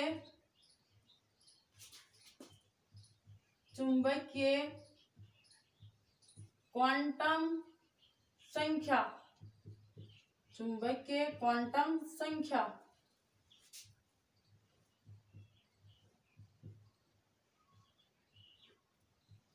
किससे रिप्रेजेंटेड करते हैं? चुंबकीय मतलब मैग्नेटिक क्वांटम नंबर, जिसे इससे किससे रिप्रेजेंटेड करते हैं?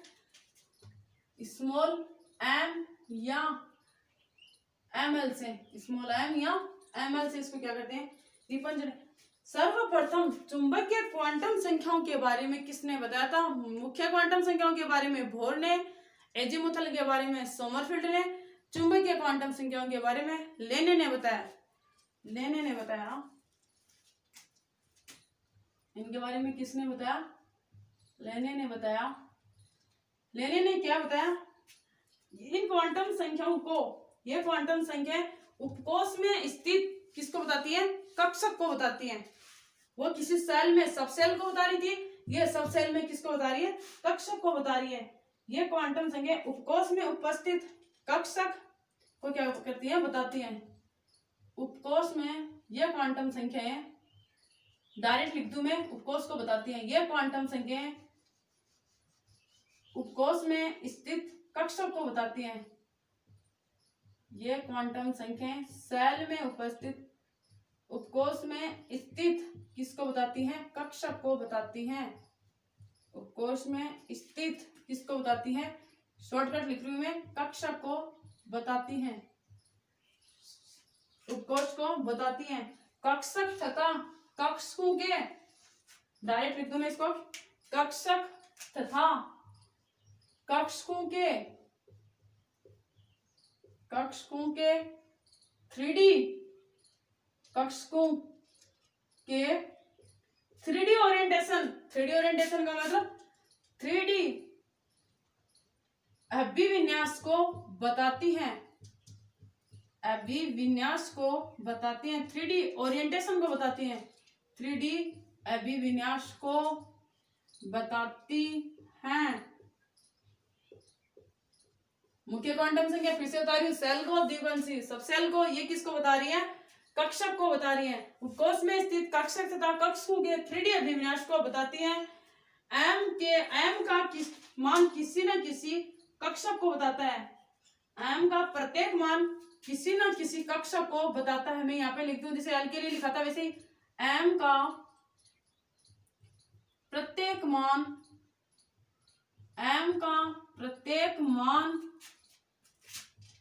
किसी न किसी कक्षक को बताता है।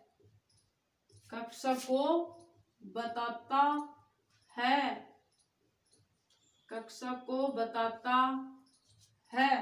m का प्रत्येक मान किसी न किसी कक्षक को बताता है। पहले आप इनको उतारो, फिर अपन आगे देखेंगे। अर्थात m के कुल मान अपन जैसे l का कुल मान बराबर अपन ने क्या लिखा था? कुल उपकोष लिखा था। तो जैसे m का टोटल मान बराबर अपन लिखे, जैसे अपन यहाँ वो सेकंड लाइन भी यहीं पे लिख देते हैं, m का कुल मान, जैसे अपन l का कुल मान क्या लिखा था?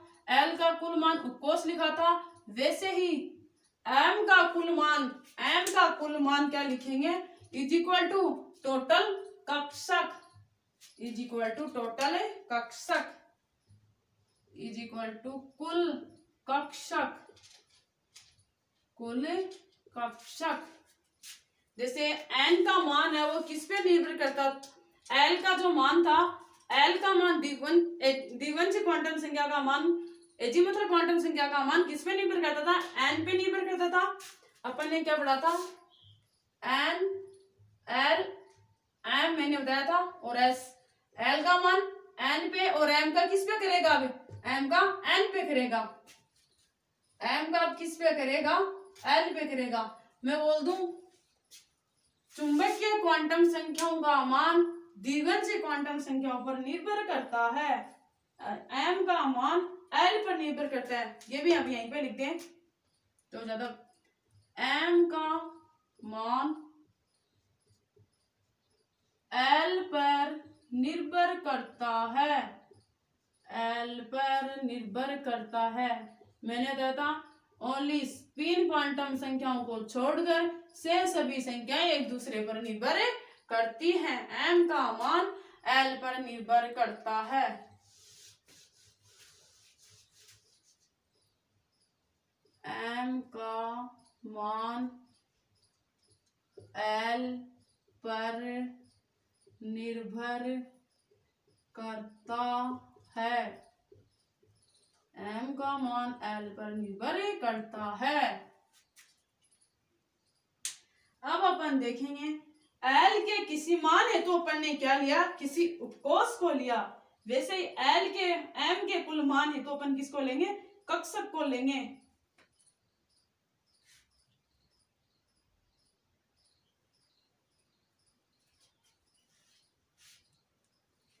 इसको पहले आप उतार लो बच्चों। अब देखते हैं अपन एल के किसी मान के लिए अपन ने किसको लिया, किसी उपकोष को लिया था। एल किस पे डिपेंड करता है, उपकोष पे, और एम किस पे करता है, कक्षक पे करता है।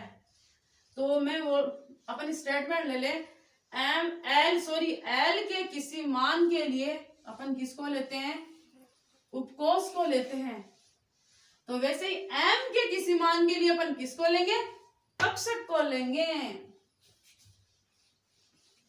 ये एक दूसरे से कोरिलेट करके अपन पढ़ेंगे तो इजीली समझ में आ जाएगा, इतनी हार्ड चीज नहीं है। और क्वांटम संख्या इतनी इजी है कि आप इनको एक बार अच्छे से समझ लो, कोरिलेट करके इनको पढ़ लो। सब इतनी हार्ड नहीं है, सब इजी है। तो मैं यहाँ पे बोलूं एल के किसी मान के लिए अपन ने किसको लिया, एल से कोरिलेटेड करके पढ़ेंगे। एल के किसी मान के लिए स्टेटमेंट लिखे, एल के किसी मान के लिए, एल के किसी मान के लिए, एल के किसी मान के लिए अपन ने किसको लिया, किसी उपकोष को लिया, किसी उपकोष को लिया। एल के किसी मान के लिए किसको लिया अपन, किसी उपकोष को लिया। ऐसे ही अपन इससे कोरिलेट करके पढ़ रहे हैं, इसमें एक्सप्रेशन करें तो एम के किसी मान के लिए मैं बोल दूं एम का कुल मान, एम का क्या, कुल मान, एम का टोटल मान या एम का कुल मान, एम का कुल मान बराबर क्या हो जाएगा, कक्षक हो जाएंगे। एम का कुल मान बराबर मतलब मान लो कक्षक। एल के किसी मान के लिए अपन ने क्या देखा था, डायरेक्ट समझ लो, आप ऐसे कंफ्यूज हो जाओगे।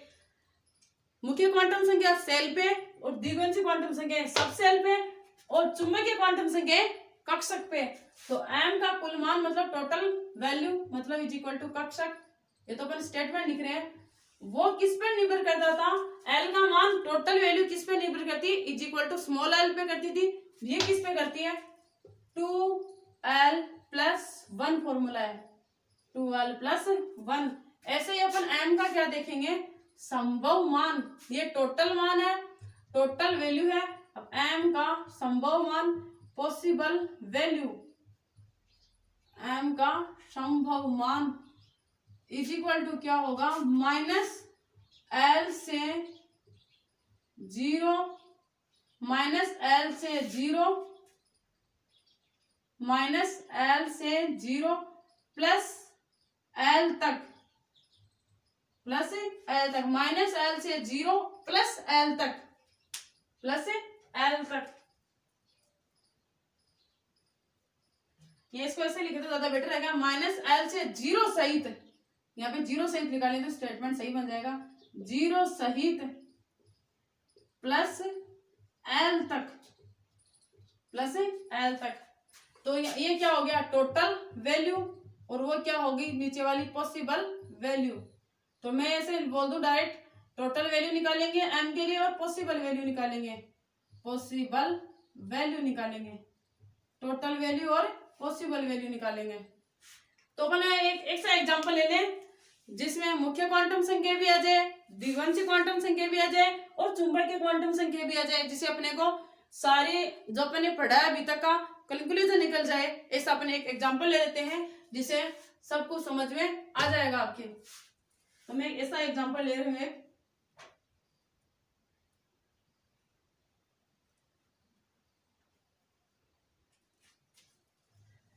लिख लिया होगा कुल कक्षा, ये ध्यान से लिखना, 12 + 1 माइनस l से 0 सही प्लस l तक,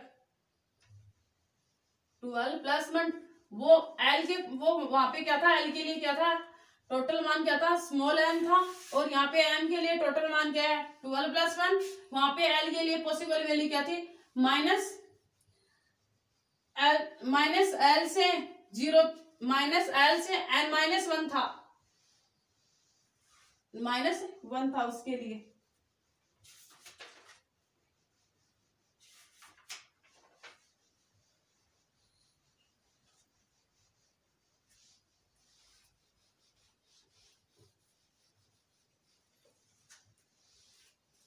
तो अब इस क्या निकालते हैं, इससे एक एग्जांपल लेते हैं जिसे मुख्य क्वांटम संख्या, द्विघांसी क्वांटम संख्या, चुंबकीय क्वांटम संख्या सभी आ जाए। तो मैं एग्जांपल ले रही हूं, एग्जांपल है n इज इक्वल टू,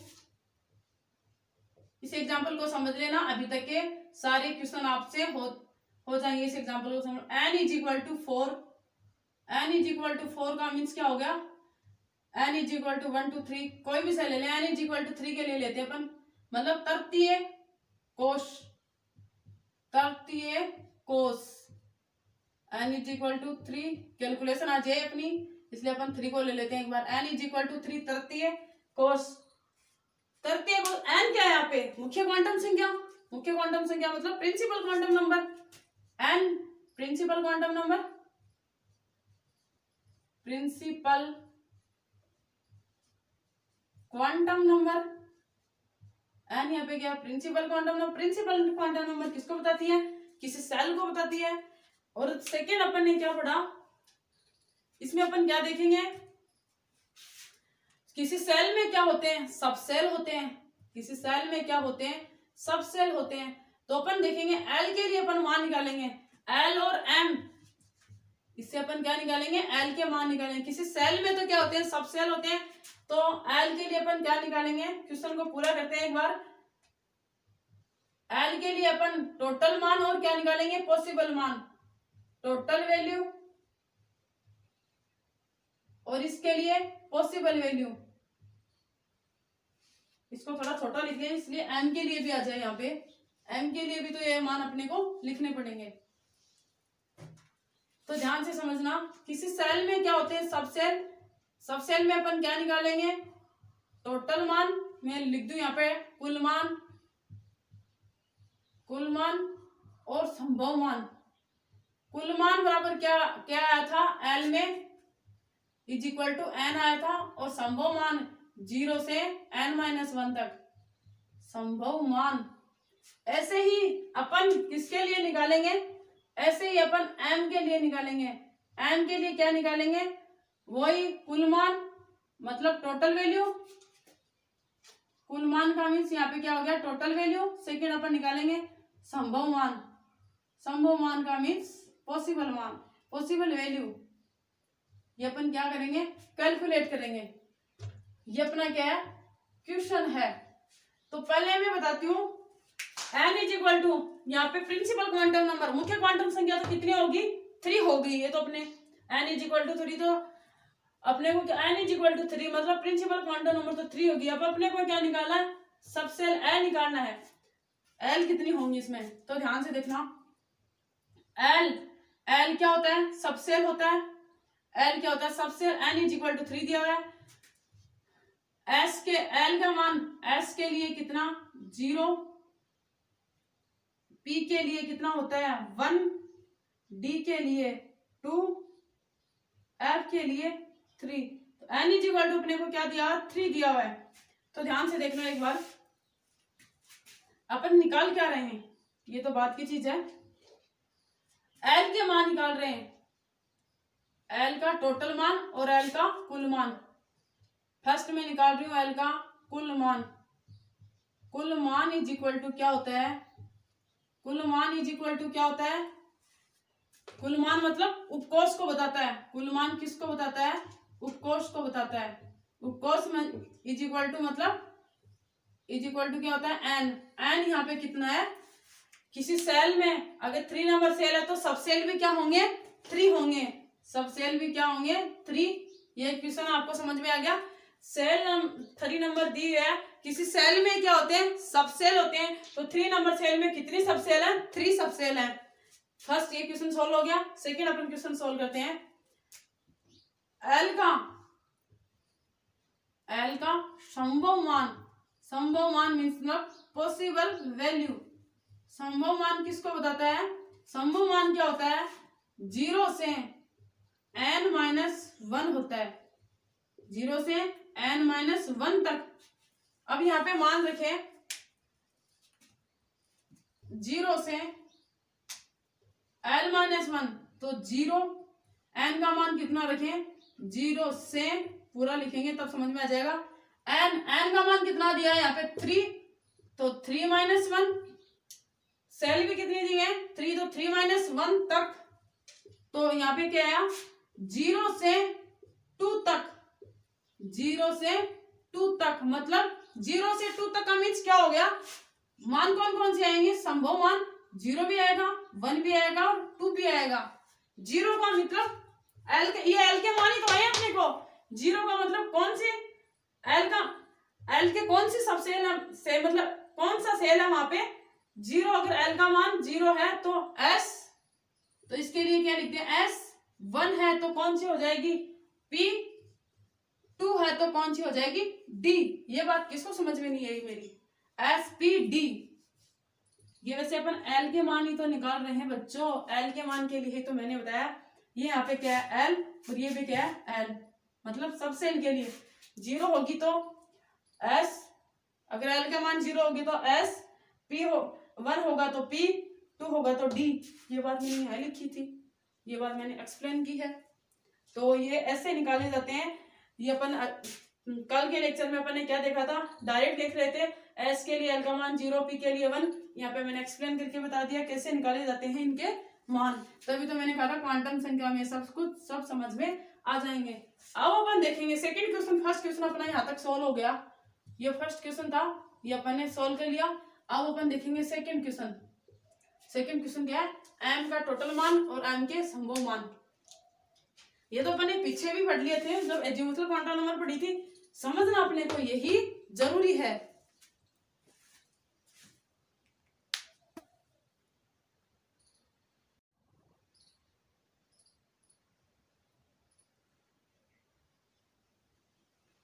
तो उतार होगा बच्चों। अब अपन सेकंड जो अपना क्वेश्चन है उसको अपन सॉल्व करते हैं। सेकंड क्वेश्चन क्या दिया हुआ है,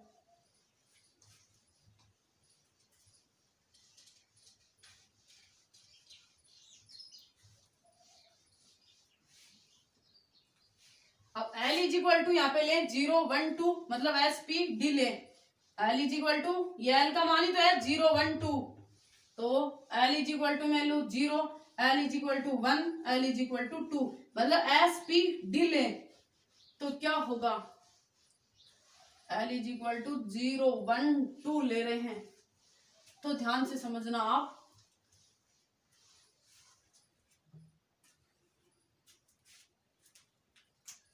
L इज इक्वल टू 0 0 मतलब L के यहाँ पे उपकोष,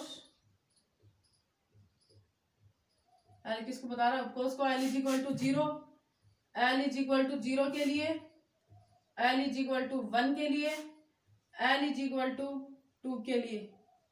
अपना इस पे डी तक देख रहे हैं। L is equal to 0 1 2। तो 0 के लिए अपने पास क्या है, यहाँ पे S उपकोष आया। 0 के लिए क्या है अपने पास, S उपकोष, P उपकोष अपन अभी निकाला था, S उपकोष।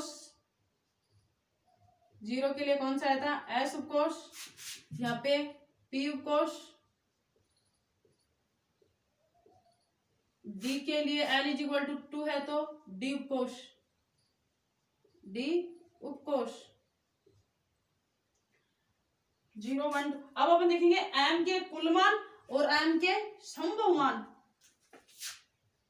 फर्स्ट अपन देखेंगे इसमें M के कुल मान, M के कुल मान मतलब टोटल वैल्यू, M के लिए टोटल वैल्यू और M के लिए संभव मान। M का कुल मान, फर्स्ट M का कुल मान, इनको थोड़ा छोटा लिखना पड़ेगा क्योंकि नीचे कैलकुलेशन वो नहीं आएगी फिर।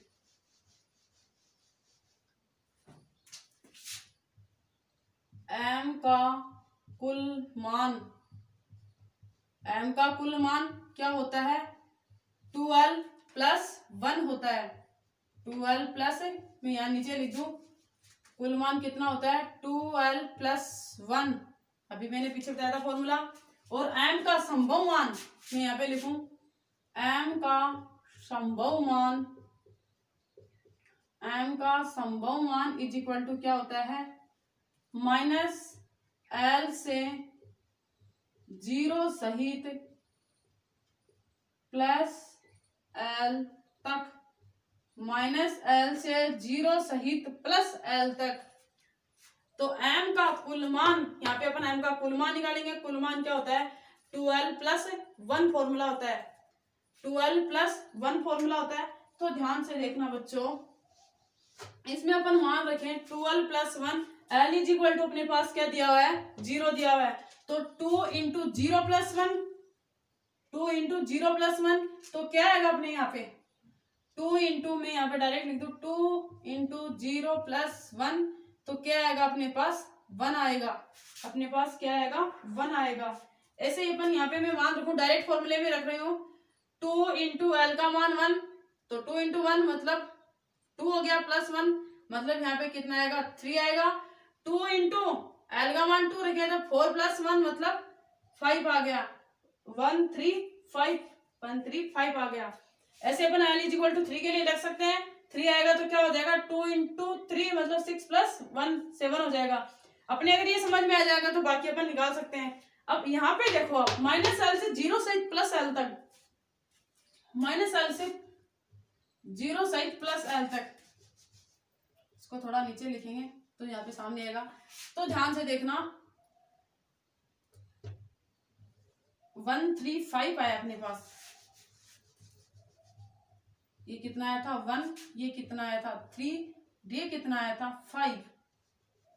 अब देखना माइनस एल से 0 सहित प्लस एल, माइनस एल का मीन्स क्या हुआ, एल इज इक्वल टू क्या हुआ 0, माइनस 0 लिखूं मैं, फिर 0 सहित फिर प्लस 0, मतलब वैल्यू तो ओवरऑल क्या आनी है, 0 ही आनी है। तो यहाँ पे तो कोई बात नहीं है, 0 आई, यहाँ पे तो अपनी वैल्यू कितनी आई, 0 आई, तो 0 आई। अब आगे देखना आप, 0 मतलब एस कक्षक, 0 का मीन्स क्या हो गया, एस कक्षक। कक्षक कौन सा है यहाँ पे, कक्षक को एम किसको बताता है, कक्षक को, एल किसको बताता है, उपकोष को, एन किसको बताता है, सेल को, कोष को, तो 0 कक्षक। अब यहाँ से देखना आप, माइनस एल से मतलब -3 से एल का मतलब सॉरी 1 है, तो -1 से 0 फिर सहित फिर प्लस एल मतलब प्लस क्या हो जाएगा 1।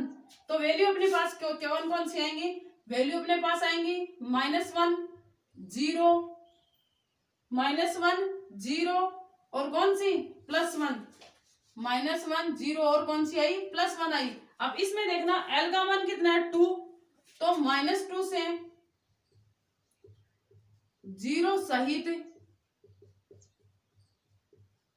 +2 तक एल का मान कितना है 2 है, तो यहाँ पे देखना -2 आएगी -1 फिर 0 +1 +2। ये बात सबको समझ में आ गई क्या? 1 2 3 4 5 1 2 3 0 मतलब 1 होगी। ये तो अपने को निकालना आता है, क्वेश्चन एग्जाम में ये नहीं पूछता है। क्वेश्चन एग्जाम में पूछता क्या है, पी में कौन कौन से कक्षक होते हैं, पी एक्स पी वाई, और ये किसके लिए आ गया पी कक्षक के लिए। मैं यहाँ पे बात कर दूं ये पी कक्षक के लिए, ये किस कक्षक के लिए, पीछे दिख रहा है क्या सबको, शायद दिख रहा होगा। ये डी कक्षक के लिए, ये किसके लिए, पीछे सभी को दिख रहा है क्या, ये किसके लिए डी कक्षक के लिए। तो क्वेश्चन एग्जाम में ये पूछता है, ये -1 से L 0 +1 लिखा है, इसमें P में क्या होते हैं पी एक्स पी वाई और क्या होते हैं पी जेड होते हैं, जो मैंने कल बताए थे आपको पी ऑर्बिटल में। ये जो 0 है ये किसके लिए लिखा जाता है, ये जो 0 है ये पी जेड के लिए लिखा जाता है, 0 पी जेड के लिए लिया जाता है। -1 पी एक्स के लिए भी लिख सकते हैं और पी वाई के लिए भी लिख सकते हैं। ऐसे ही +1 पी एक्स और पी वाई दोनों के लिए लिख सकते हैं, इनके बीच में अपॉन करते हैं, पी एक्स भी लिख सकते हैं पी वाई भी। ऐसे ही +1 किसके लिए लिख सकते हैं अपन, पी एक्स के लिए भी लिख सकते हैं और पी वाई के लिए भी लिख सकते हैं। पर 0 हमेशा पी जेड के लिए लिखा जाता है, 0 हमेशा किसके लिए पी जेड के लिए लिखा जाता है। ऐसे ही यहाँ पे ये जो 0 है लिखा है ये किसके लिए लिखा जाता है, ये डी जेड स्क्वायर के लिए लिखा जाता है, ये डी जेड स्क्वायर के लिए लिखा जाता है। डी जेड स्क्वायर, डी में कौन से होते हैं, D x Y D Y Z D X Z D x square Y square होते हैं, D x square Y square होते हैं। इसमें जो -2 है ये वाली जो वैल्यू है ये किसके लिए लिखी जाती है, ये फर्स्ट कौन सा होता है डी एक्स वाई, तो ये किसके लिए लिखी जाएगी, ये डी एक्स वाई के लिए, और ये किसके लिए D x Y D Y Z के लिए, और ये वाली डी जेड एक्स या मैं बोल दूं एक्स जेड के लिए, और ये +2 वाली है ये किसके लिए लिखी जाएगी, D x square Y square के लिए। कल मैंने डी ऑर्बिटल पढ़ाया था, उसमें 5 कक्षक बताए थे मैंने। डी ऑर्बिटल में ये कितने डी जो ऑर्बिटल था उसमें कितने थे, 5 थे, d x Y D Y z और d z x d z square. मुख्य बात ये है 0 पी में तो ये 0 पी जेड के लिए लिखा जाता है और डी में डी जेड स्क्वायर के लिए लिखा जाता है। ये इसमें मुख्य बात है, ये इसमें मेन बात है। मतलब पी वाले में तो 0 है वो पी जेड के लिए, पी वाले में 0 पी जेड के लिए मैं यहाँ पे लिख दूं पी जेड के लिए, और डी वाले में तो 0 है वो डी जेड स्क्वायर के लिए लिखा जाता है। आप इनको लिख लो बस, यही पूछा जाता है क्वेश्चन एग्जाम में। L इज इक्वल टू यहाँ पे क्या है 1, L इज इक्वल टू यहाँ पे क्या है 2, इज इक्वल टू 1 हो तो इसमें कितने p p x p y p z, p कक्षक में डी कक्षक में d x Y D Y Z d z square d z x d x square Y square. अब उतार लो आप इनको, कोई दिक्कत नहीं है। आप इसको यहाँ लिख लेना, मैं यहाँ पे जगह नहीं थी इसलिए मैंने यहाँ लिख दिया। आप यहाँ मत लिखना वरना कंफ्यूज हो जाओगे, आप यहाँ लिखना इसको, इसके इनके नीचे लिखना कॉपी में, इसके नीचे लिखना, बोर्ड के नीचे तो मैं लिख नहीं सकती यहाँ। तो पहले आप इनको आराम से उतार लो बच्चों, समझ में आना चाहिए आपके। उतार लिया हो तो कल अपन किसको देखेंगे? स्पिन क्वांटम नंबर, चक्रण क्वांटम संख्याएं। अगर ये लेक्चर मेरा आपको अच्छा लगा बच्चों तो प्लीज चैनल को लाइक एंड सब्सक्राइब जरूर करना। नेक्स्ट जो कंटेंट है वो कल के लेक्चर में देखेंगे। थैंक यू बच्चों।